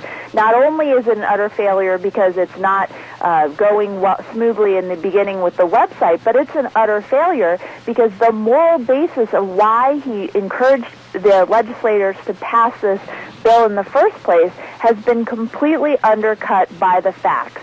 So I'm less concerned that he gave false information than I am concerned about the voters accepting what he said and not getting informed and not realizing the devastating effect that this law would have, and now we see has had. It's almost comical, and if it wasn't so serious, it would be hilariously funny. At 1:45 this morning, HHS Office of Public Affairs by Julie Bataille sent evidently an email out to all radio talk show hosts, etc., across the nation that said, quote, the first paragraph, "Today, we provided an operational update on the status of Healthcare.gov. In terms of the user experience today, we are seeing slowness in the marketplace application, and some users are having difficulties with logins. We are working now to identify the root causes and put in place repairs as soon as possible." Gail, for Pete's sakes, it's day 38. Can't they hire somebody with a wrench and a screwdriver to fix this thing? That's right. And if the company operated this way, it would go bankrupt immediately. I mean, there would be a complete uproar about it. And yet when you give the government, especially the federal government, this power, it's much more difficult to take it away. So you have the philosophical difficulties of changing the relationship between the state and the citizen and what the state's responsible for and what the citizen's responsible for. And you go from that to this disaster where they are completely incapable of even implementing their own terrible law. I want to switch gears just for a minute, and I want to talk to you about politics and about the elections this past Tuesday. I was a little bit more than concerned about Terry McAuliffe winning the Virginia governor's race. I saw a lot of behind-the-scenes approach and tactics of the Clintons. What are your thoughts about how Terry McAuliffe defeated Ken Cuccinelli? Well, I'd specifically like to talk about the women's vote.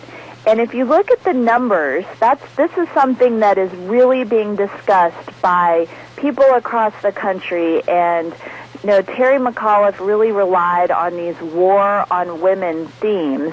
He went hard against Cuccinelli with the contraception, birth control issues, and a personal concern of mine, he ran a lot of ads with Mayor Bloomberg of New York's money about Second Amendment issues. So if you look at the women's vote, the exit polls, it showed that female voters went for McAuliffe 52 to 41.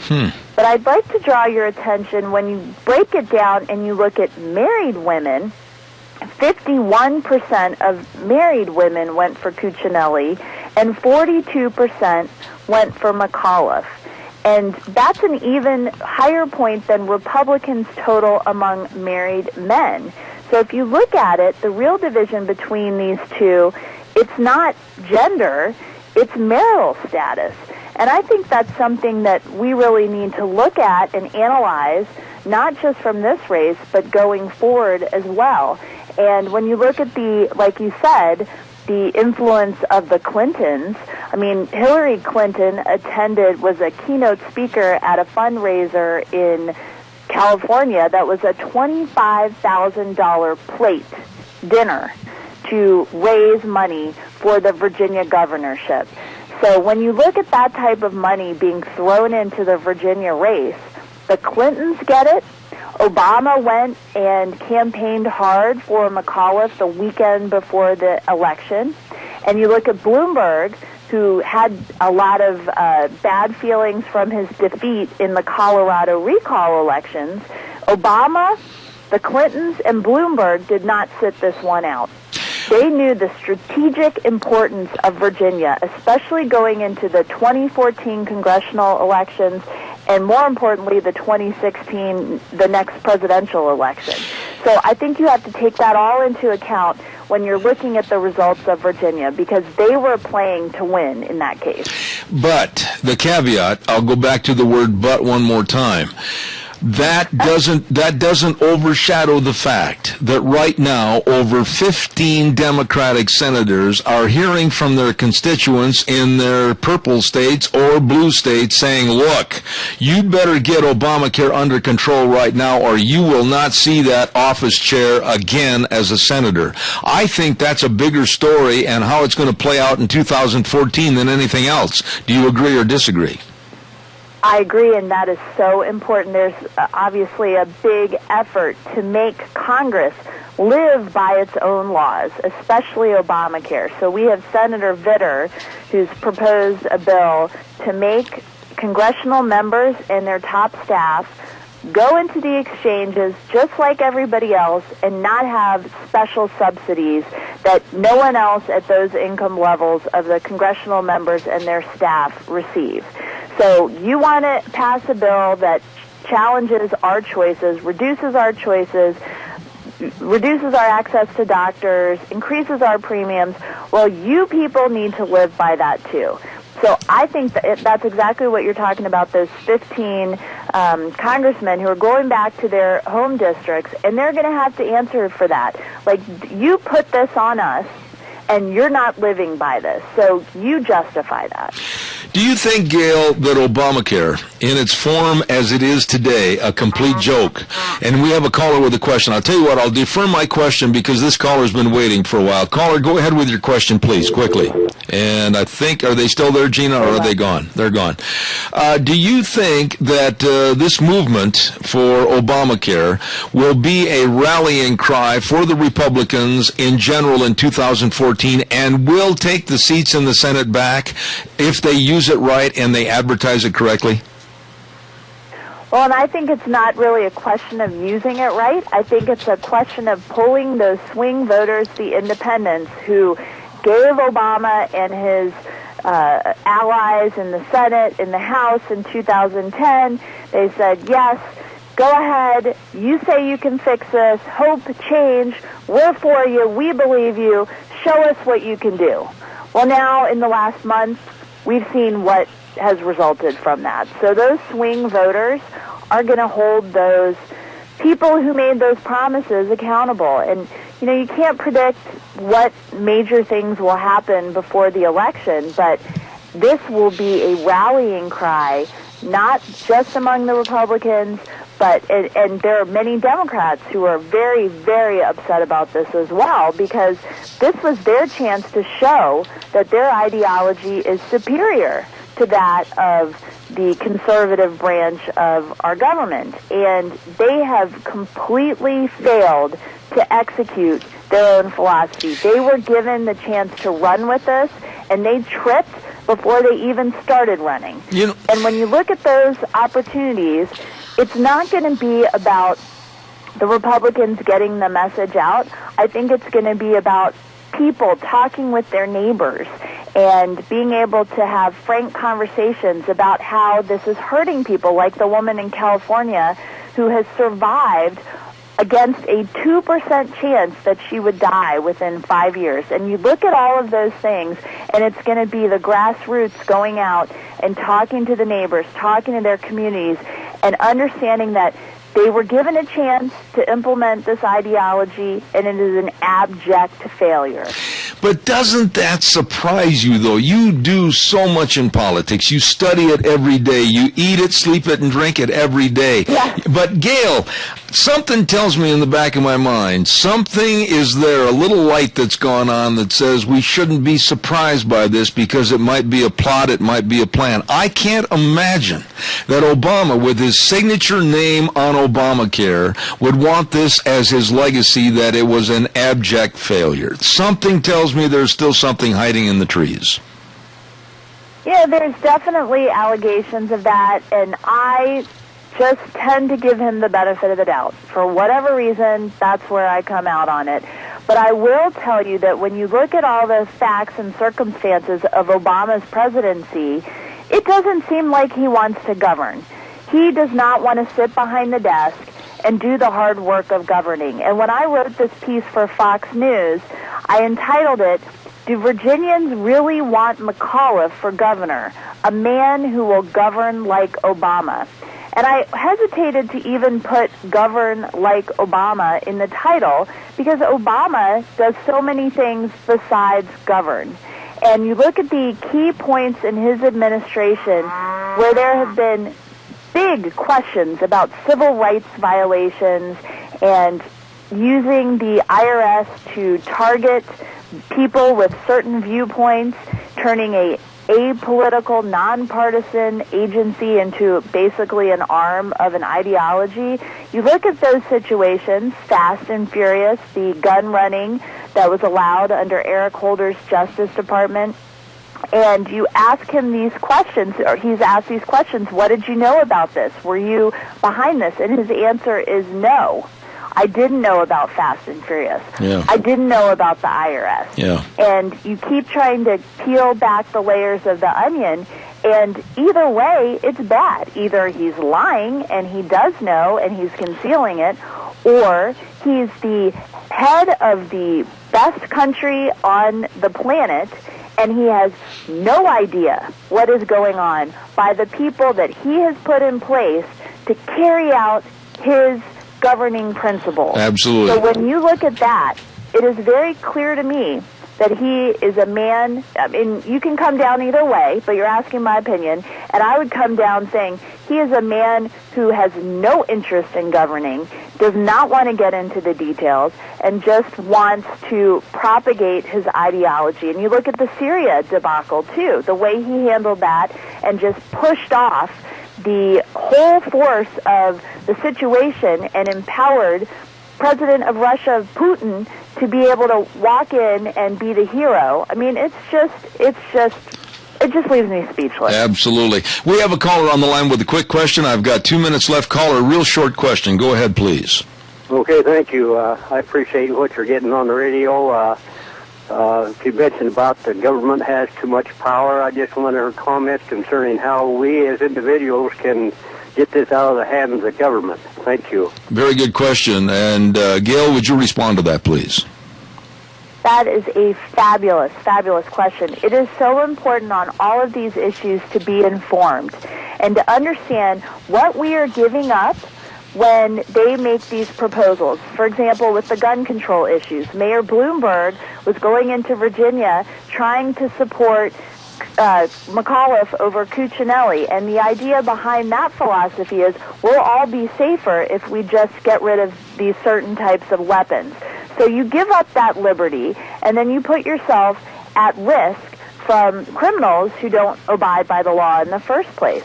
So my strategy to tell people is just whatever philosophy they're proposing, anybody, right or left, look at beyond what they say that the intention was, just like with Obamacare, the idea that we would insure uninsured people. What is the effect? What is the real-world effect going to be of these good-intentioned policies that take a little bit more of our liberty away day after day? Absolutely. Gail, you're the best. Gail Trotter, God's blessings, and you know I'm going to be calling you back shortly to have you back on my program. The very best to you, and if I don't talk to you before Thanksgiving, happy Thanksgiving. And to you all and your family as well. Thank you very, very much. Very, very interesting and informative lady, Gail Trotter, and I can't tell you how much I appreciate her taking the time to come on our program this morning, and thank you. And to the callers that tried to call in and I couldn't get to you, I apologize, and I do thank you for the try. Don't forget, Magic Valley Les Schwab Tire Centers, all 7 locations serving you for wintertime driving. I don't like wintertime driving. I don't like the snow, the ice, and the muck. Well, you'll feel better if you have the tires on your vehicle that are winter traction tires. They've got the best of winter traction tires for you at your Magic Valley Les Schwab Tire Centers. They've got, of course, also all the tire chains, the winter tire chains, and they've got the best in batteries. When you turn the key, you know, aha, it's going to start. They've got the best in brake value service, the best in taking care of your brakes, front end alignment, shocks and struts. It's all there at your Magic Valley Les Schwab Tire Centers. You stop in and see the best. Lane and Rupert, Dave on Blue Lakes and Twin, Mike and Buell, and of course Mike and Jerome, the Twist family in Paul, John on Pole Line in Twin Falls, and Randy, my old buddy over there on Overland in Burley, your Magic Valley Les Schwab Tire Centers. I've got just a moment here, and I quickly want to remind you that Monday, the 11th, is Veterans Day. And what we're going to have on the program Monday, we have, of course, our open forum the first hour, and George Mass is going to be here in that first hour talking about Veterans Day activities. Then Frosty Woolridge is going to be on, the Alliance Defending Freedom. And then the last hour, for the whole hour on Monday, we're going to dedicate it to Veterans Day. And we have some of the most notable people in this area that have represented this great United States of America. They are going to be right here in the studio in honor and commemoration of Veterans Day, November 11th. I'm going to be very proud to have them here. Also, I want to remind you again, get me the copy of What Thanksgiving Means to You. Send me a little paragraph, and you might win a Thanksgiving turkey. Send those, What Thanksgiving Means to You, to Zeb at the Ranch at hotmail.com. Zeb at the Ranch at hotmail.com. Get those to me, and we want to thank Smith's Food King, along with Zeb at the Ranch, Ramsey Heating and Electric, and Valleywide Home and Ranch for helping us sponsor the turkeys for our Thanksgiving giveaway. That's it. Gina, I'm going to turn it back over to you for fun and frolic for the rest of the day. I'm going to say to everybody the way things were, the way things ought to be. God bless you and your families, and have a wonderful weekend. We'll see you Monday at 8:06. Zeb at the Ranch. Have a good one.